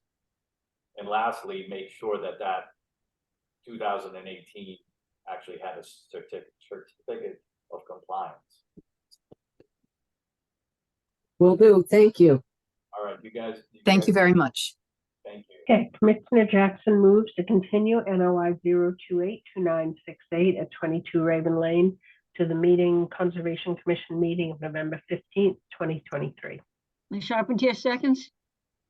Member Carpentier, Yes, Member Cook, Yes. Member Gradwell, Yes, Sergeant, Yes, Member Terry, Yes. Member Gola, Yes, Member Jackson. Yes. have a good night, ladies. Thank you. Thank you. Next up, notice of intent, 2966 51 Forest Lane, City of Gloucester, installation of corrosion control system along existing gas pipeline and riverfront area and buffer zone to bordering vegetated wetlands. Rebecca Weissman, representing from SWCA Environmental Consultants. Should we be promoting now? Thank you, Becky Weissman with SWCA Environmental, 153 Corderville Road, Southborough, Massachusetts. And can I share my screen? Yes. Okay, great.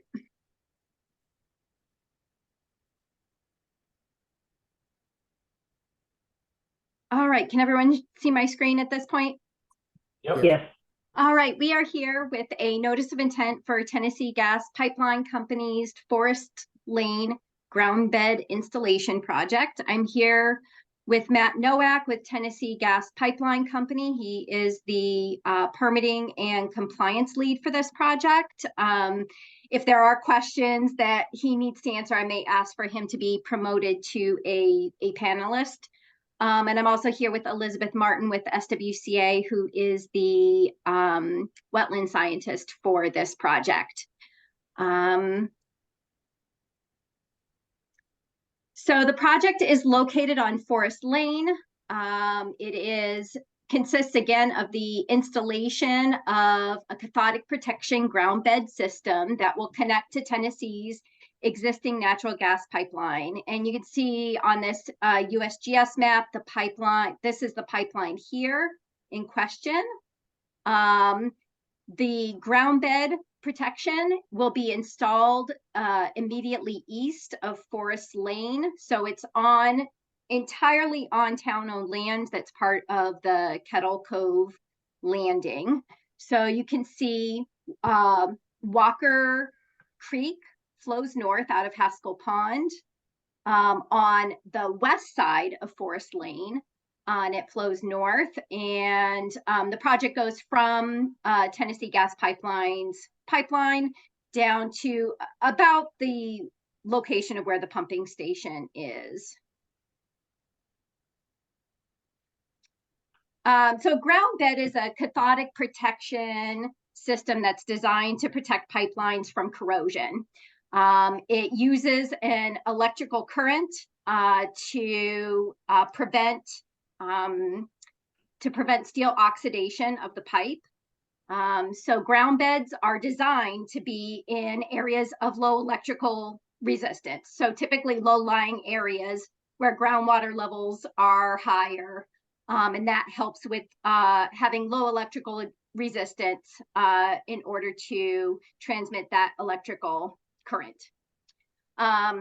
So work will consist of the installation of a new header cable, ground bed with anodes that are spaced every 10 feet, and a new rectifier. And I kind of have some pictures of another project where one is being installed. As you can see, they uses typically a small track excavator. And I'll go into that some more, but to dig a trench to put it in the header cables. And here's an example of what the rectifier looks like. We are proposing this as a limited utility project, although we do meet the performance standards for work and resource areas as we demonstrate in the notice of intent. So the work activities consist of, again, like I said, about 500 feet of header cable. That's this area here. So this is Tennessee's existing pipeline, shown as this white line. This yellow line is the 500 feet of header cable. Here is where Forest Lane crosses Tennessee's gas pipeline. So we are on, again, the east side of Forest Lane. And about 100 feet then of ground bed is proposed. So the header cable consists of installation by conventional trenching, like I showed you in the picture, using the excavator. It will dig a hole a trench about 2 feet wide by 2 feet deep, temporarily sidecast the soils, and then install the cable and backfill those sidecast soils. 100 feet of ground bed is shown here in orange. This will include anodes spaced every 10 feet. At the location of each anode, they require a deeper excavation, about 6 feet deep, to install those anodes. And then right here is where the new rectifier will be located. So as you can see, SWCA delineated resource areas. They were all located on the west side of Forest Lane, so separated from the proposed work by Forest Lane. So we delineated Walker Creek, the bank, which was coincident with the mean annual high water, and bordering vegetated wetlands along the bank of that creek. There will be about 6,369 square feet of temporary work for installation of the header cable and the ground bed and the rectifier within the 100-foot buffer zone of the bordering vegetated wetlands, and 6,158 square feet of riverfront area to Walker Creek. There is no bordering land subject to flooding, no rare species habitat in this area, and no MAP certified or potential vernal pools. Tennessee will conduct all of their work in accordance with the FERC upland erosion control and revegetation maintenance plan, which is a requirement as a FERC regulated natural gas company. They will use erosion controls that will be placed as necessary. Again, just to confirm that the work will be located entirely on the other side of Forest Lane from where the proposed wetlands and stream are. The work's going to be immediately adjacent to that access road, and following the completion of work, the area will be restored to existing conditions. Like I said, the temporarily sidecast soils will be backfilled into the trench, and the area will be reseeded, and it's typically hayed until seed mixture comes back.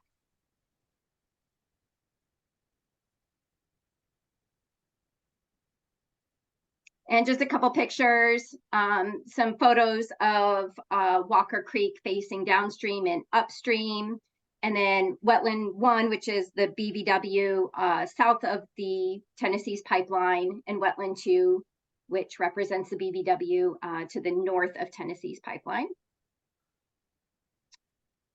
And then just to show you, here is Forest Lane and the access that they will be using.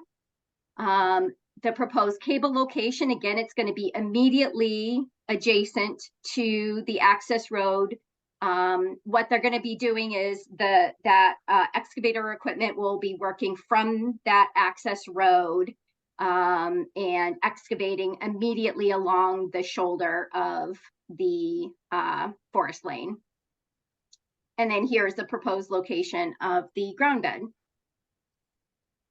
And with that, I'll allow you to open it up to public comments and questions. Thank you. Thank you. So first off, I will open up to the public. Anybody in the public who wishes to speak for or against the project at 51 Forest Lane may do so by hitting the raise your hand button at the bottom of your screen or hitting *9 on your phone or handheld device. We currently have 22 attendees and we have one hand up. Matt Nowak. Sorry, that'd be me. I'm with the Tennessee Gas Pipeline. No comments. I was just acknowledging here as well. Yes, sir. Anyone else, Chuck? No other hands up at this time. Seeing none, hearing none, I'm going to close the public comment period. And I would go on to roll call commissioner comments, please. Member Charpentier. No comment. Member Cook. It's really more actually a question for you, Chuck. There's a project that we had approved for the reservoir. And right about where that junction is of the pipeline and Walker Creek, they were going to do some road work, site work to create a road to go up there, if you recall. Is this going to have any impact on that at all? That's the only question I have. Yeah, I don't know if that was before my time. I'm not sure. I don't think it's I think it's, I know what Chuck, Bill's talking about, but let's go through all the comments and then we can circle back. Member Redwall. No comment. Member Sergeant. Very complete, project. Member Sergeant. I thought it was a very thorough application. No comment. Member Terry. My only request would be for a native seed mix to be used in the reseeding and the planting. Member Gullo. Is there, I'm curious if there'll be, how many trees, if any, will be taken down with this project? And Member Jackson. We have an alternatives analysis we need to vote on before further discussion. Agreed. Anything else? From commissioners? Okay, why don't we move on that, Angel, first? Okay, Commissioner Jackson moves to approve the alternatives analysis for NOI 0282966 at 51 Forest Lane. Charpentier seconds. Roll call. Member Charpentier. Yes. Member Cook. Yes. Member Gradwell. Yes. Member Sergeant. Yes. Member Terry. Yes. Member Gullo. Yes. And Member Jackson. Yes. Excellent. Okay, so now, we have a few comments, if you wouldn't mind responding to those. Sure. I will say regarding the first question, which was more for Chuck, was regarding the road work or site work that was being proposed. I believe it was by the town, did you say? I do know that the town is aware of the project. Matt, I don't know if you want to speak more to that, but it is on town-owned property and the town is aware of the project. And I was asking about tree loss. Yep. Matt, did you want to add anything about the road work? You have to let him in, Chuck. Okay. Yeah, I wasn't aware of another project, but Kerry Deal, who's our land manager, has been in touch with the town. He's been in touch with the DPW and other town officials, so they are aware. Even so, this work will, in bad weather, a week. In good weather, they could probably complete this in 2 days. Depends on the care that's needed. So if it will conflict with the town project, it's something that we can certainly work around. Excellent, thank you. Yep. Thanks. And as far as the tree clearing, there will be no tree clearing. A system like this it's cable, so we can bend and turn, and we have, I think it was a 10-foot easement, so we can shift it if there happens to be a tree on the line that we drew, we will actually just shift it over and go around the tree. So as long as we stay within the easement that we're purchasing from the town, we can, bend that cable one way or another in order to avoid a tree. I appreciate it. Rob, may I ask another question? What effect does this current have on the vegetation and the wildlife? None that we're aware of. These systems are very common across natural gas pipeline systems. I could even imagine how many we have, throughout Massachusetts alone. And they're put in kind of as an as-needed basis, but once they're installed, vegetation regularly grows up on top of them, and there's no known impacts to wildlife or vegetation. Okay, thank you. No. Anything else, commissioners? Okay, if nobody else has any more comments? Okay. Commissioner Jackson moves to close the public hearing for NOI 0282966 at 51 Forest Lane. Charpentier seconds? Oh, Member Charpentier, Yes. Member Cook, Yes. Member Gradwell, Yes. Member Sargent, Yes. Member Terry, Yes. Member Gola, Yes. Member Jackson. Yes. Commissioner Jackson moves to approve NOI 0282966 at 51 Forest Lane. Charpentier seconds? Roll call, Member Charpentier, Yes. Cook, Yes. Member Gradwell, yes, Sargent, Yes. Member Terry, Yes. Member Gola, Yes. Member Jackson. Yes. All set. Good Thank luck. you. Have a good night. Thank you. Next up, notice of intent. 0282965 132 Wheeler Street. Robert Irwin, repairs to existing stone bulkhead and pier and riverfront area, coastal bank, and land subject to coastal storm flowage. Robert Irwin himself representing.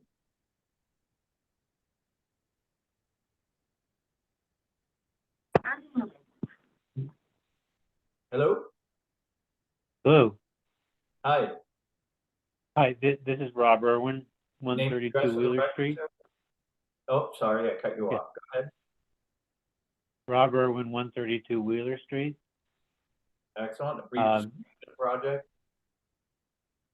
I think to us, it's a very simple project of trying to repair an existing stone bulkhead and pier that's in the southeast corner of our deck. It's a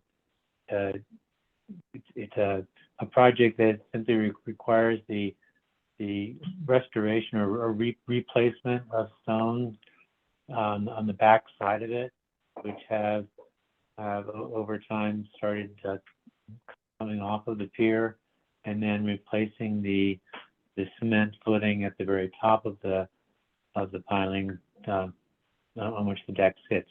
The other three corners of the deck are all secured to granite, but this is the only stone pier involved. Okay. Okay, I'm gonna open up for public comment. Does anybody in the public wish to speak for or against the project at 132 Wheeler Street? If so, you may do so by hitting the raise your hand button at the bottom of your screen or hitting *9 on your phone or handheld device. We currently have 20 other attendees present, and there are no hands up at this time. Seeing none, hearing none, I'll close the public comment period. Okay, let's go into commissioner roll call comments. Member Charpentier, No comment? Member Cook, No comments. Member Gradwell, comment, Member Sargent, I'm wondering if Division Marine Fisheries or Shellfish have commented on this. Member Terry, First question is whether all work can be accomplished from the land side only, or if any work needs to be done on the water side. Second question is, I did not see any documentation of the Chapter 91 license. I think that needs to be submitted with the application materials. And I would, third thing is I would just require mitigation plantings. Member Gullah, Nothing further. and Member Jackson. Nothing further. Okay, sir, so you got a few loose ends you need to tie up. First off, we're gonna have to make sure this isn't going to impact shellfish. So we're gonna have to get a letter from the shellfish constable and make sure that there's nothing here is going to impact the shellfish beds. So that's usually on us, right, Chuck? You're gonna check on that for us? Yes, DMF did request some additional information from the applicant Okay, so before they can review. So we're gonna have to continue this for 2 weeks, but I guess DEP made a few comments you need to address as well. Not just what we did here. We did learn that DMF would like some more information. We were not able to connect with them today. Okay. So I don't understand what additional information they're looking for. We thought that we had supplied all the information that they needed. So we definitely will, we want to be complying with any additional information that they might require. That's a given. In terms of the other questions that were asked, the work on this piling would be done at low tide, as the river does rise onto the piling at high tide. So this would be work that would be done over the course of a couple of tide cycles, primarily in terms of just letting the cement dry as well. But the stones that would be it's anticipated that the only stones that are needed are the stones that are there on site. They just have fallen away from the piling. Okay. May I make, this is Pam This Merwin. is my wife Sorry. Pam here as well. Think of the piling like a pyramid. The base, the toe stones are in place. It's more the the base, as I understand it, isn't going to increase. It's more the I'm forgetting the name of the smaller stones as they go up have been scoured away over the years with the tide coming in and out. So we can get an evaluation by the shellfish constable, but I don't anticipate that's going to be a problem. And as far as planting mitigation, we're really not disturbing the substrate. It's really just repairing the stonework. There are no plantings around it now.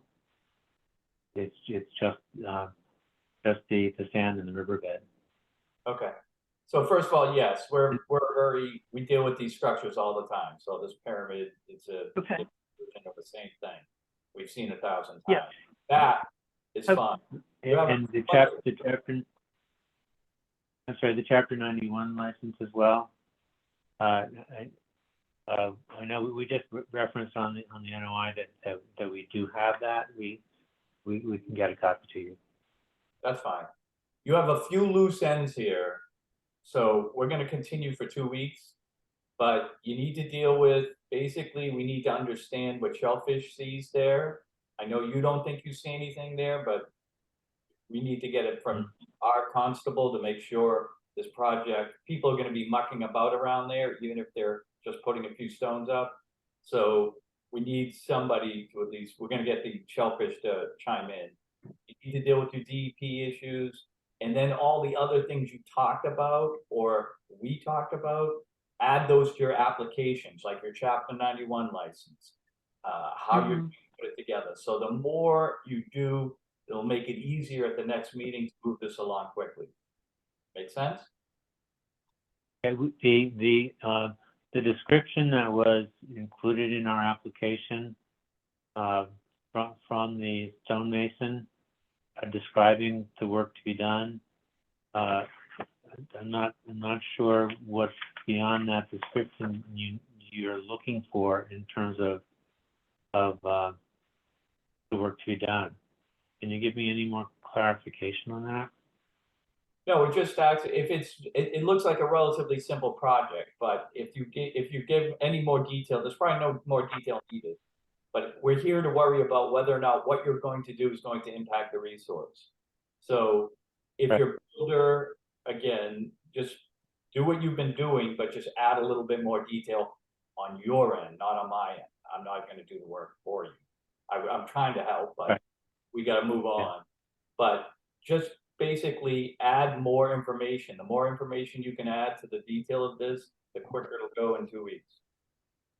You're just missing a few things. It's not a lot, but DEP is gonna be the big one, whatever they say. But it's DMF. So I'd recommend reach out to DMF, find out what additional information they may want, and then, provide us the same information so the commission has it for the next meeting. Thank you, Chuck. I was stumbling through that. Okay? Very good. Thank you. Thank you all. All right, we'll see you in 2 weeks. Thank you. Thank you.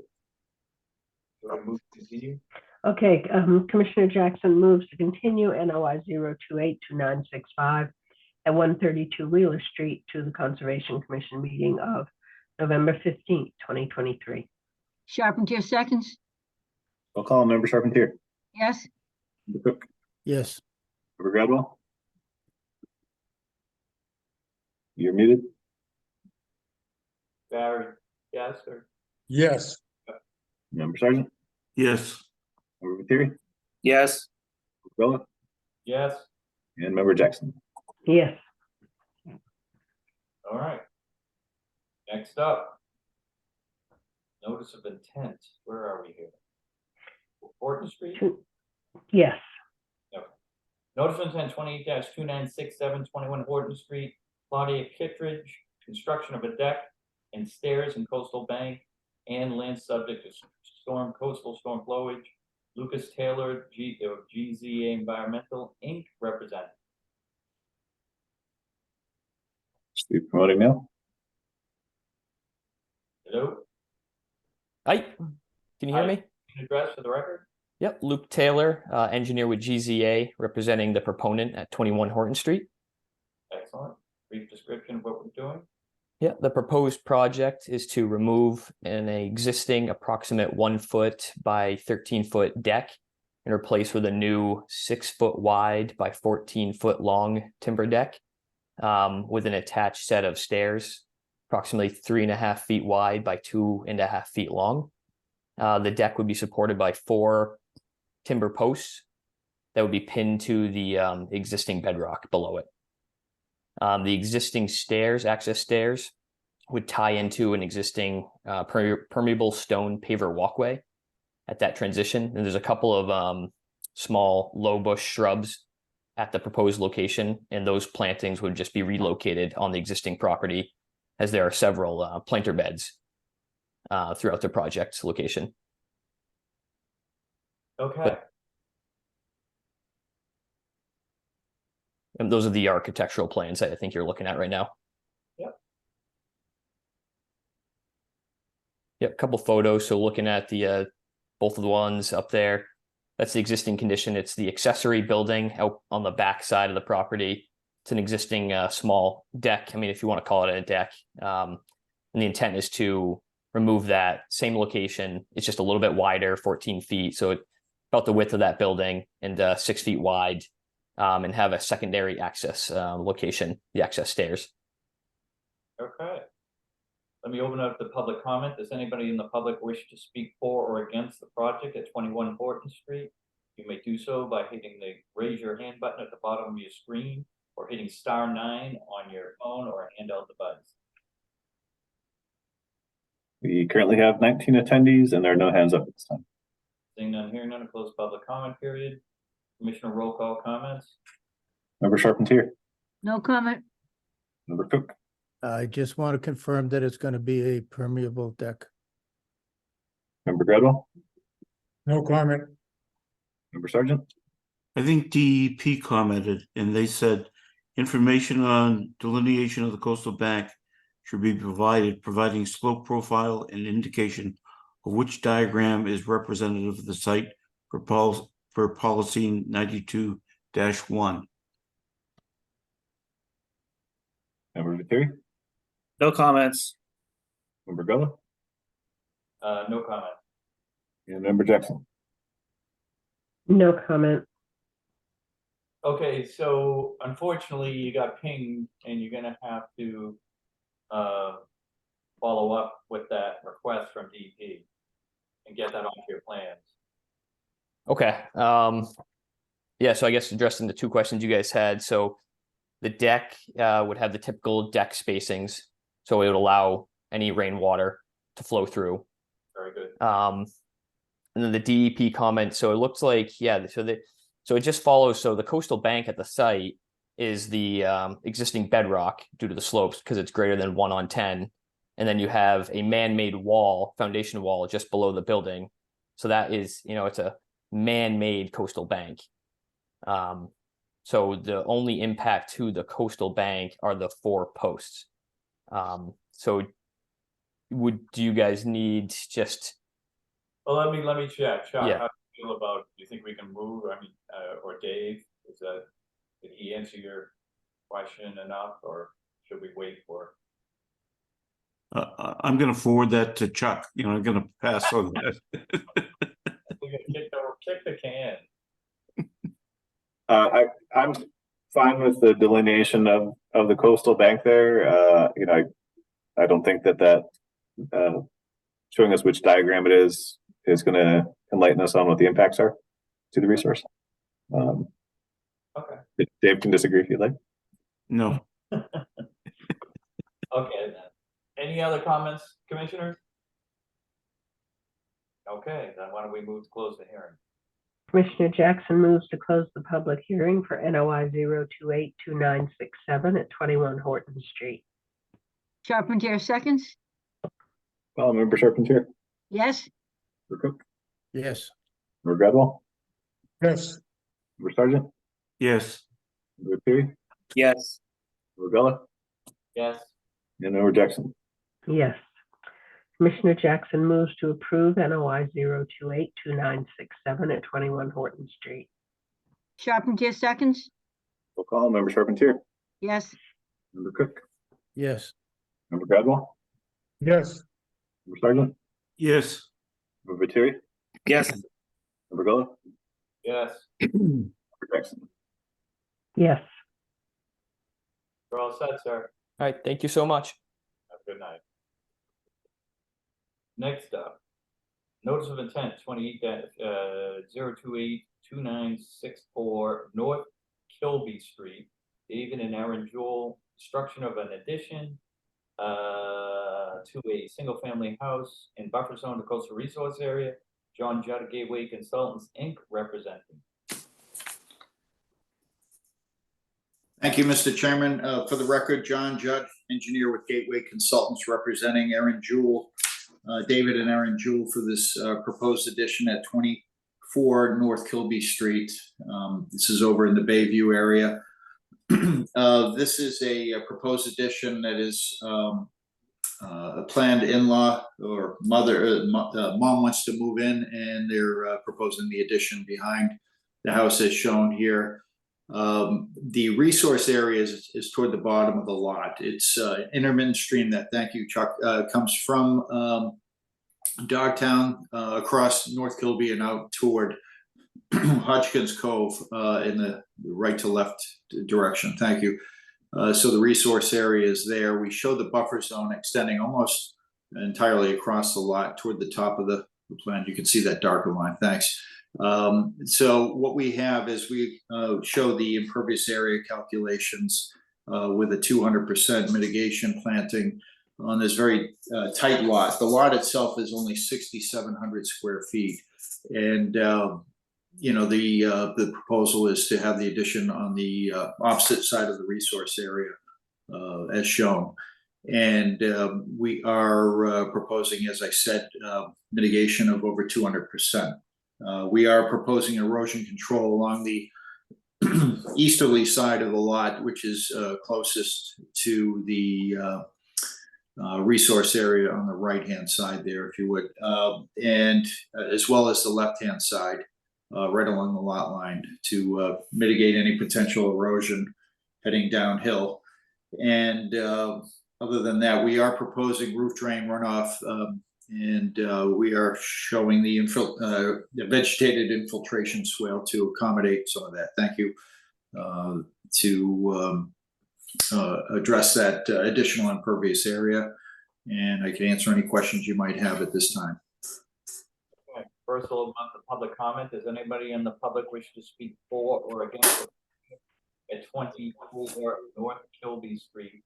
You do so by hitting the raise your hand button at the bottom of your screen, or hitting *9 on your phone or handheld device. We currently have 13 attendees, and I'm not seeing any hands up at this time. Seeing none, hearing none, close public comment period.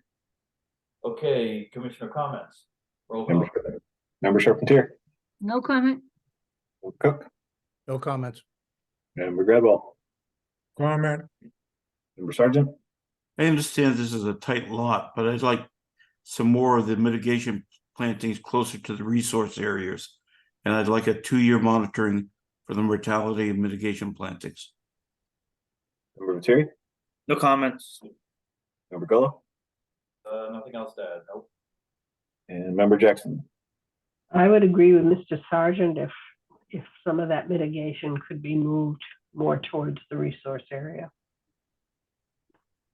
I know it is tight. Okay. Mr. Judd, are you open to that, or? Yeah, absolutely. That's we could make an effort. As I said, it's not a lot of area to work with here, but there is a gravel driveway down at the bottom that we can show. Maybe transfer some of that on the upper slope down toward the bottom of near the workshop area. Yeah. It would be, we can make some provision for that, sure. All right, Commissioner Chuck. I did have a couple questions. The one was you're showing shore juniper as one of the plants listed, and I believe that's from Japan, if I'm not mistaken. I don't know if there's maybe a native alternative. That's the first I've heard of that. Yeah, obviously we want to use native. So, if you could provide the genus species, just common names sometimes can be used for multiple species. Okay. When I put that in, it's showing a species from Japan. The other question I have is that infiltration swale. I didn't know if you'd done any soil sampling there, but we're showing it pretty close to some ledge adjacent to it. So I didn't know. Yep. Is that really going to be able to function for infiltration there? Yeah, it's as you know, this area of town has been quarried. That we located the edge of the ledge there. You can see the spot shot. So we did have some soil on that side and on the upper side. So that's why we tended to show these proposed planting areas where we did, but obviously not on the exposed ledge. So yeah, what we're proposing there is a shallow infiltration basin. So we don't see that being an issue. That's why we show it there. Go with that, Chuck? Yeah, I mean. Okay. Commissioner Jackson moves to close the public hearing for NOI 0282964 at 24 North Kilby Street. Charpentier seconds. We'll call Member Charpentier. Yes. Member Cook. Yes. Member Gradwell. Yes. Member Sargent. Yes. Member Viteri. Yes. Member Gullo. Yes. Member Jackson. Yes. Commissioner Jackson moves to approve NOI 0282964 at 24 North Kilby Street with the documented conditions and including that all newly planted vegetation will be native and that some of the proposed mitigation will be moved toward the resource area. Charpentier seconds. Roll call, Member Charpentier. Yes. Cook. Yes. Member Gradwell. Yes. Member Sargent. Yes. Member Viteri. Yes. Member Villa, Yes. and Member Jackson. Yes, All right. Thank you all very much. Have a good night. you too. I'll get a new plan into you, Chuck, with these revisions. Thanks. Okay, next up, we have RCOC. Is that it, right? That's the last. Yes. And it looks like we do have some folks in the audience for the Atlantic Street as well. We haven't had anything submitted by them yet, but I don't know. They want to speak? Let's do the COC. We're gonna do the COC, is that what I heard? Yeah, let's do that. Wanna move it? Is that all set, Chuck? Yeah, I visited Okay. that. Everything looked good to me. Okay. Commissioner Jackson moves to approve the request for a certificate of compliance 0282771 at 79 Eastern Point Road. Charpentier seconds, Roll call, Member Charpentier, yes, Member Cook, Yes. Member Gradwell, Yes, Sergeant, Yes. Member Terry, Yes. Member Villa, Rob? I said yes, didn't I? Okay, Member Jackson. It's getting late. All right, it is. enforcement order RDA 1767 Atlantic Street water line. You have someone here for that, or? Yeah, we've got Scott Cameron has his hand up.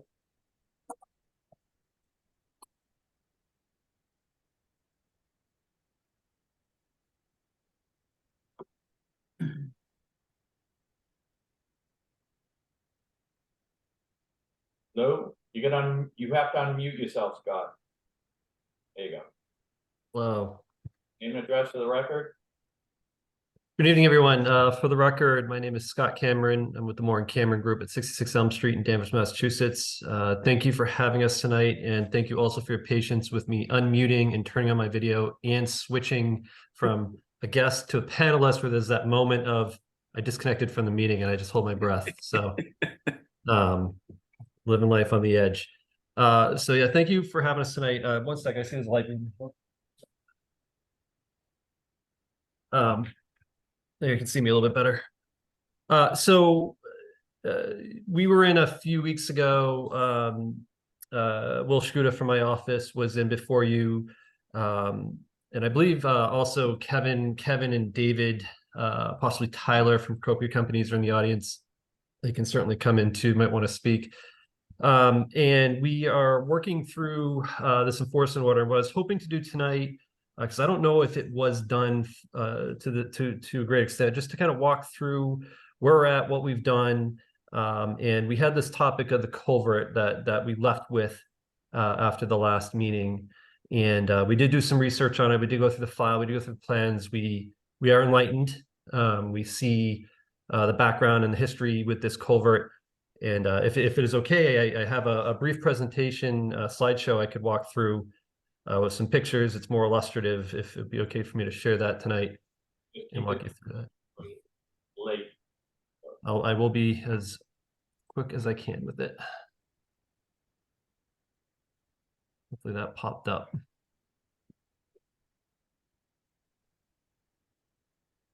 My screen pop up. Can you see that?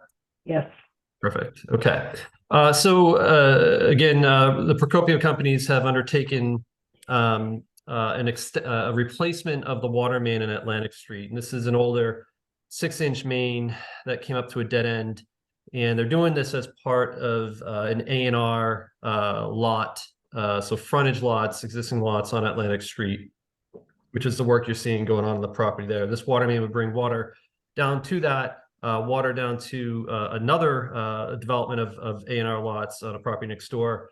And also looping this back out to the main all the way down by Waterman Road. And that connection is vital. That is going to bring water quality and fire flow to this entire neighborhood where right now it doesn't really exist. And I've been out here for, gosh, almost 20 years, poking around different properties. I've done hydrant flow tests at the top of the hill where you open it up and moths fly out because there's absolutely no pressure in some areas. So the water main was much needed, and they undertook that. This is just a snapshot of the kind of the start of the project. This is that culvert. You can see the stream coming out, but this is the start of the project.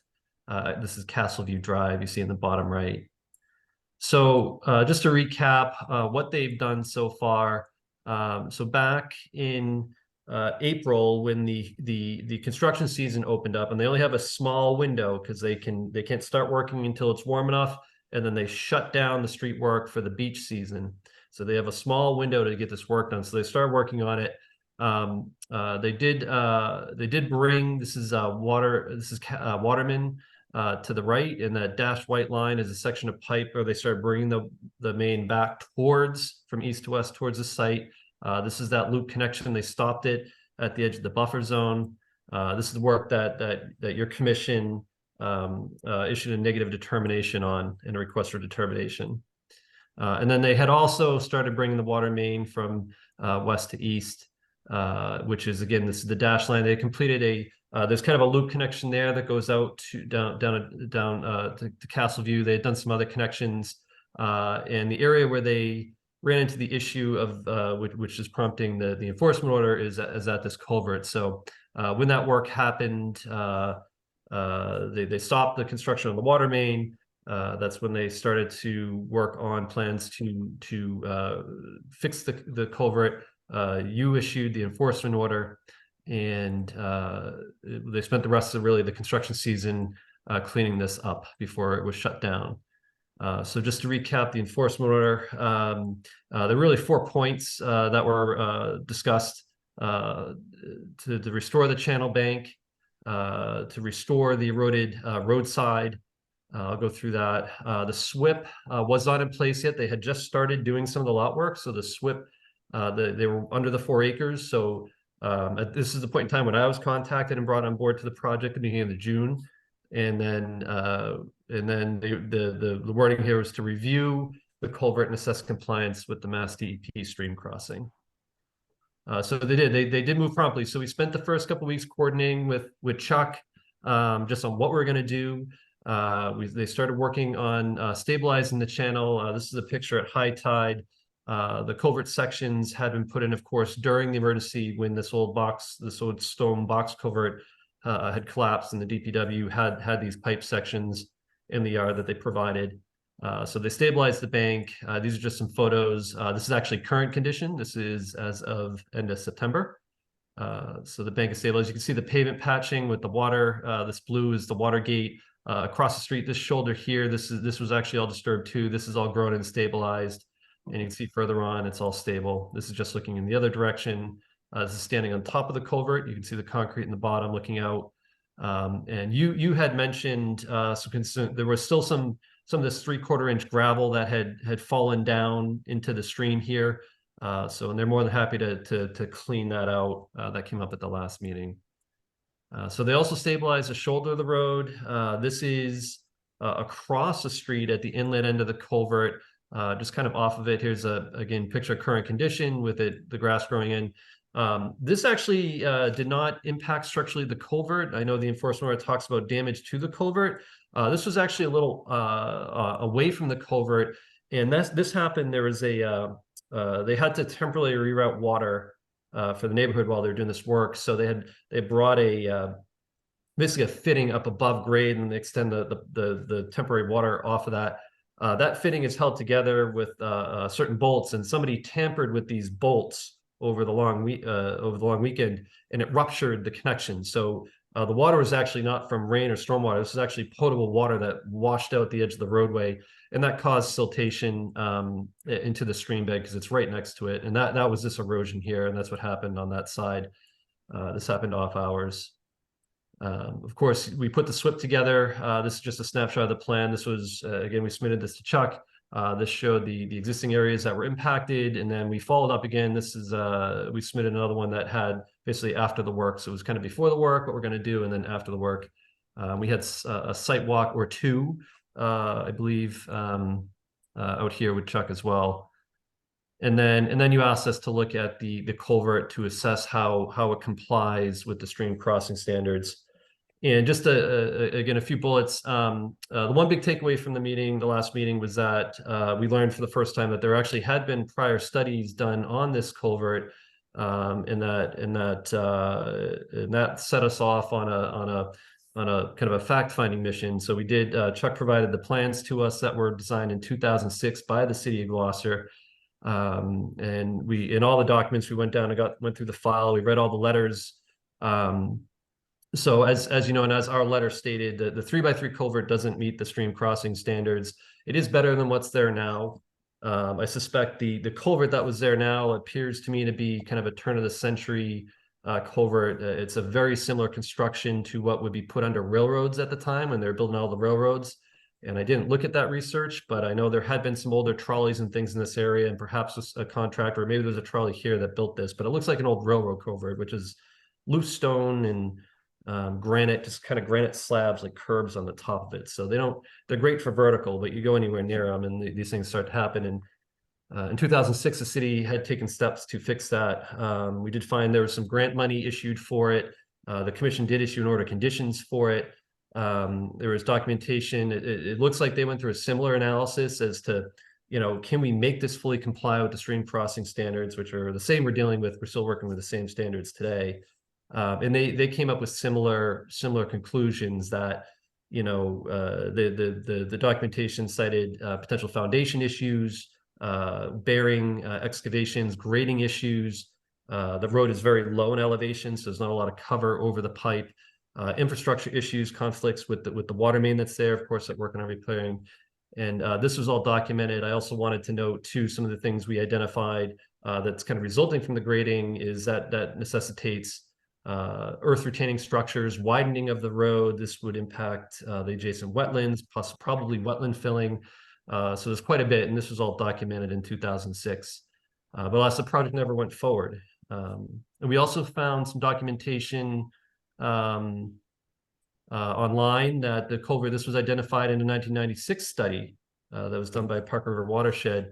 Mr. Sargent, I did find an article about you. You've done some culvert replacement work yourself over on Long Wharf. I did find that article as well, that you replaced a culvert out there. So we're aware of this. We see why the focus and why you're concerned about that. This was a pre-existing issue that was out here, and you guys have a lot of history with it. So what do we have left to do? Well, obviously we have to sort out this enforcement order. So we're prepared to hog out any of that 3/4 stone that had fallen in. I honestly feel that probably some more stone, larger stone, needs to be built in to stabilize that shoulder. It was kind of put back with the material that was there to begin with. And then we need to conclude our conversation on this culvert. Once that's done, of course, we need to mobilize. We need to continue the water main work. The green here, this green highlighted section is the section that's within the buffer zone. It's within the existing paved section.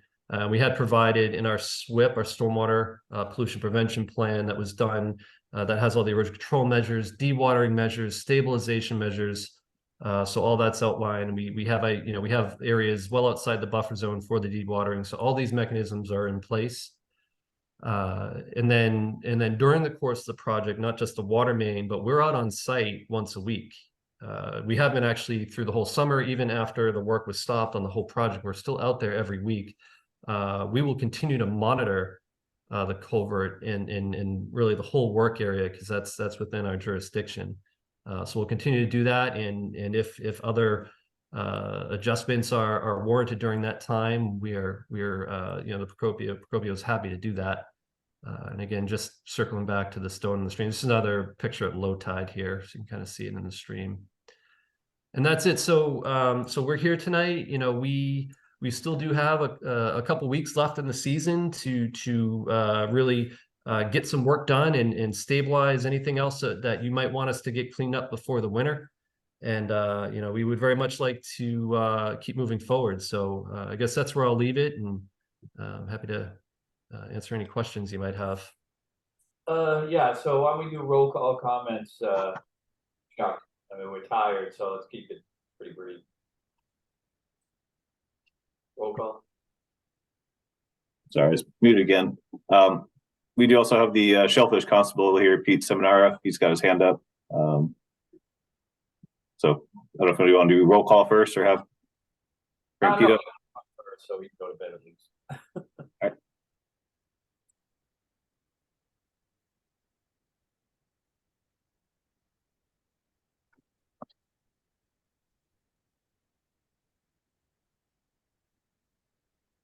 Good evening, guys. Any Can you guys thoughts hear on me? this? Yep. Anything to add to this presentation? So, we've been out there pretty consistently since, the culvert was collapsed. We have concerns with the box culvert that's currently there. It was a temporary repair. It wasn't meant to be a permanent installation. So I was under the impression that Procopio Companies would have a plan to restore that culvert to a more functional, that's a diadromous fish passage. It's not, the culvert doesn't exist just to prevent road flooding. It's allows juvenile eels to migrate into Sleepy Hollow Pond. So we were under the impression that they would be presenting a plan to restore that culvert for fish passage. Division of Marine Fisheries has been down there. I'm not sure if they've sent comments yet. They wanted to confer with their diadromous fish scientists and with the Army Corps of Engineers to determine what the best course of action for restoring that culvert is.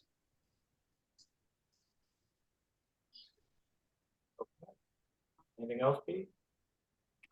No, that's about it right now.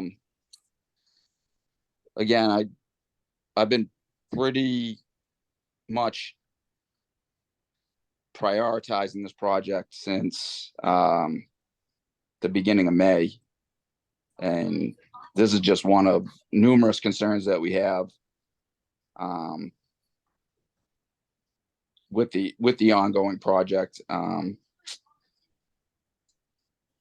So if there's some type of plan for restoration beyond just leaving the box culvert segment there and removing gravel, I would prefer to see that than just the status quo right now.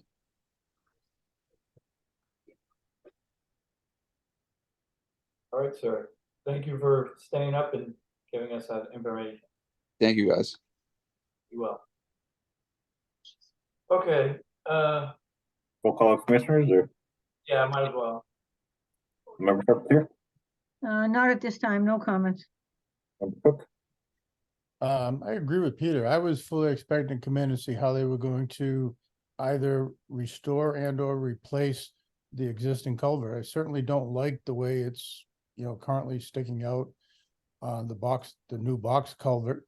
And when we first approved this, we were pretty clear about, there were going to be issues with this culvert. They needed to be careful. And if they damaged it, they were going to have to replace it. And that's what I'm expecting. Gretel? No comment. Sergeant? I just want to note that the Shellfish Constable has jurisdiction over shellfish, seaworms, and eels. So this is directly in his wheelhouse. The current culvert, the way it is, the opening towards the sea end is larger than the fieldstone culvert that's there, which creates a restriction when the tide comes in, and the roadbed is likely to be undermined if the present condition is allowed to continue. The entire culvert really needs to be replaced, and as much as it was damaged and it's compromised now, I think that Procopio is liable for that. And once a proposal is, I think we need to rely on Division of Marine Fisheries, diadromous recommendations, as well as the Shellfish Constable's recommendations. Member Pateri. I'd like to see that 2006 investigation documents be submitted and able into the file so that we can review them. But I don't have any additional comments from what the other commissioners have said. Member Grillo. No additional comments either. Member Jackson. No, excuse me, I'll support what Mr. Sargent, Mr. Seminara, Mr. Cook said. Regarding the culvert, it needs to be dealt with. Okay, Mr. Cameron, I think you got our feel for it right now. If you want a few brief words, but again, it's late, so keep it. Yeah, well, yeah. So I think, I mean, we're here to, you have a developer that's willing to work with this commission in a mutually beneficial manner. They obviously want to get their project going forward. You're looking to replace the culvert. So they're willing to work with the commission on this. Okay. That said, they're, you know, what is in the ground now with the 3x3 culvert and what we can do with that, there are only so many limitations. There's some limitations to what they can do. So what I'd like to know, because what we left the last meeting with was you wanted a fully compliant, stream crossing compliant culvert. That's simply not something that this applicant is going to do. Even if they wanted to, it's just not a big enough project to warrant that. There's an economic factor that we have to consider. So what would benefit us is to understand if we go back, and by the way, to Commissioner Viteri, the 2006 records are all public records. They're in your file. I can certainly email what we have. We did digitize some of it. I can email it to Chuck and he can send that out to you, but that's all part of the record in the file. So that's how we got a hold of it. We could certainly go back and revisit what was approved by this commission in 2006 and which was supported by Fisheries and Natural Heritage and the Shellfish Commissioner at that time. You know, we could certainly take a look at that. We could certainly take a look at it. I think the issue here, Mr. Cameron, is that the culvert prior to this water main project was sufficient, and due to your contractor's negligence is now a temporary repair with a box culvert that is got a wider mouth at the ocean, at the seaward side, is silted up considerably since installation,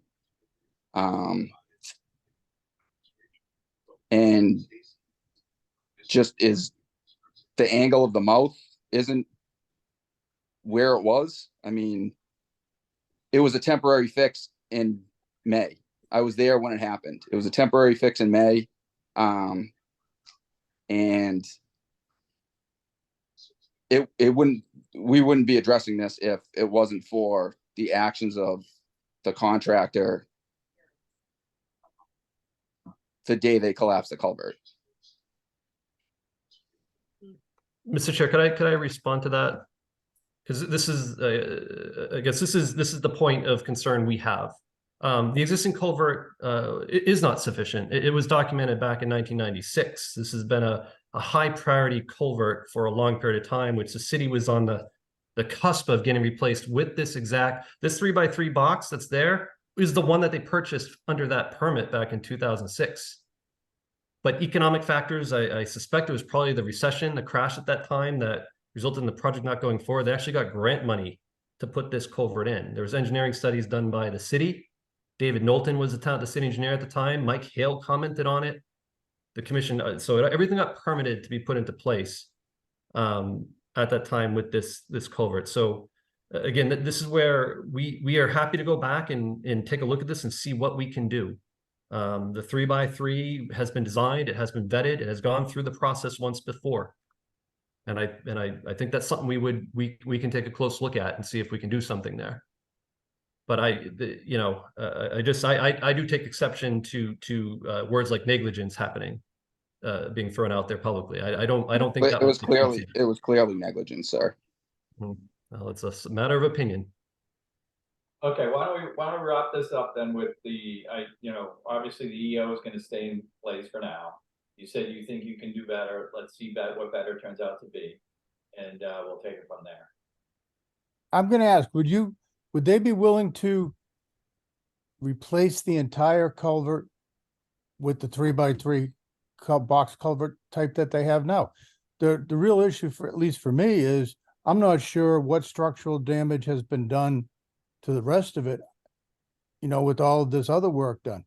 I just want to make sure that we have a fully functioning good culvert going across there, not something that's only partial. Yeah, the feeling is mutual. We do too. Procopio does too. They wouldn't be where they are today if they didn't have that care for the work they do when they're in the communities. Yeah, and guys, look, we'll take a look at that. And I just want to throw out there, MassWorks grants come on the backs of partnerships with the development industry.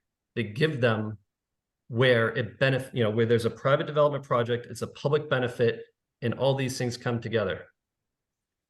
There are other paths here where we can explore. We can just look at doing the basic upgrade here. There are other things. That's why I say we have an applicant that's willing to work with you. So, so long as it fits within the scope and scale of this project. Okay. All right, let's wrap this up. I think you said you're gonna try and look at some other things. Let's move in that direction and maybe we get together in 2 weeks. Okay. Fair enough. All right, sir. All right. Thank you for your time. I know it's late. Have a good night. Thanks. Bye. All right, thank you. All right. Anybody have anything else to add? Not related to that, so we're not speaking out of turn. All right. We ready to adjourn? Commissioner Jackson moves to adjourn. Carpentier seconds. Member Carpentier. Yes. Member Cook. Yes, Member Gradwell. he's Yeah. muted, but he's saying yes. No, He used to say no. Member Sargent. Yes. Member Terry. Yes. Member Gullah. Yes. And Member Jackson. Yes. All right, everybody, be well. Thank you, commissioners. Have a good night. Good night. Okay. Night. Good night, all. better stay safe. You too. Bye-bye.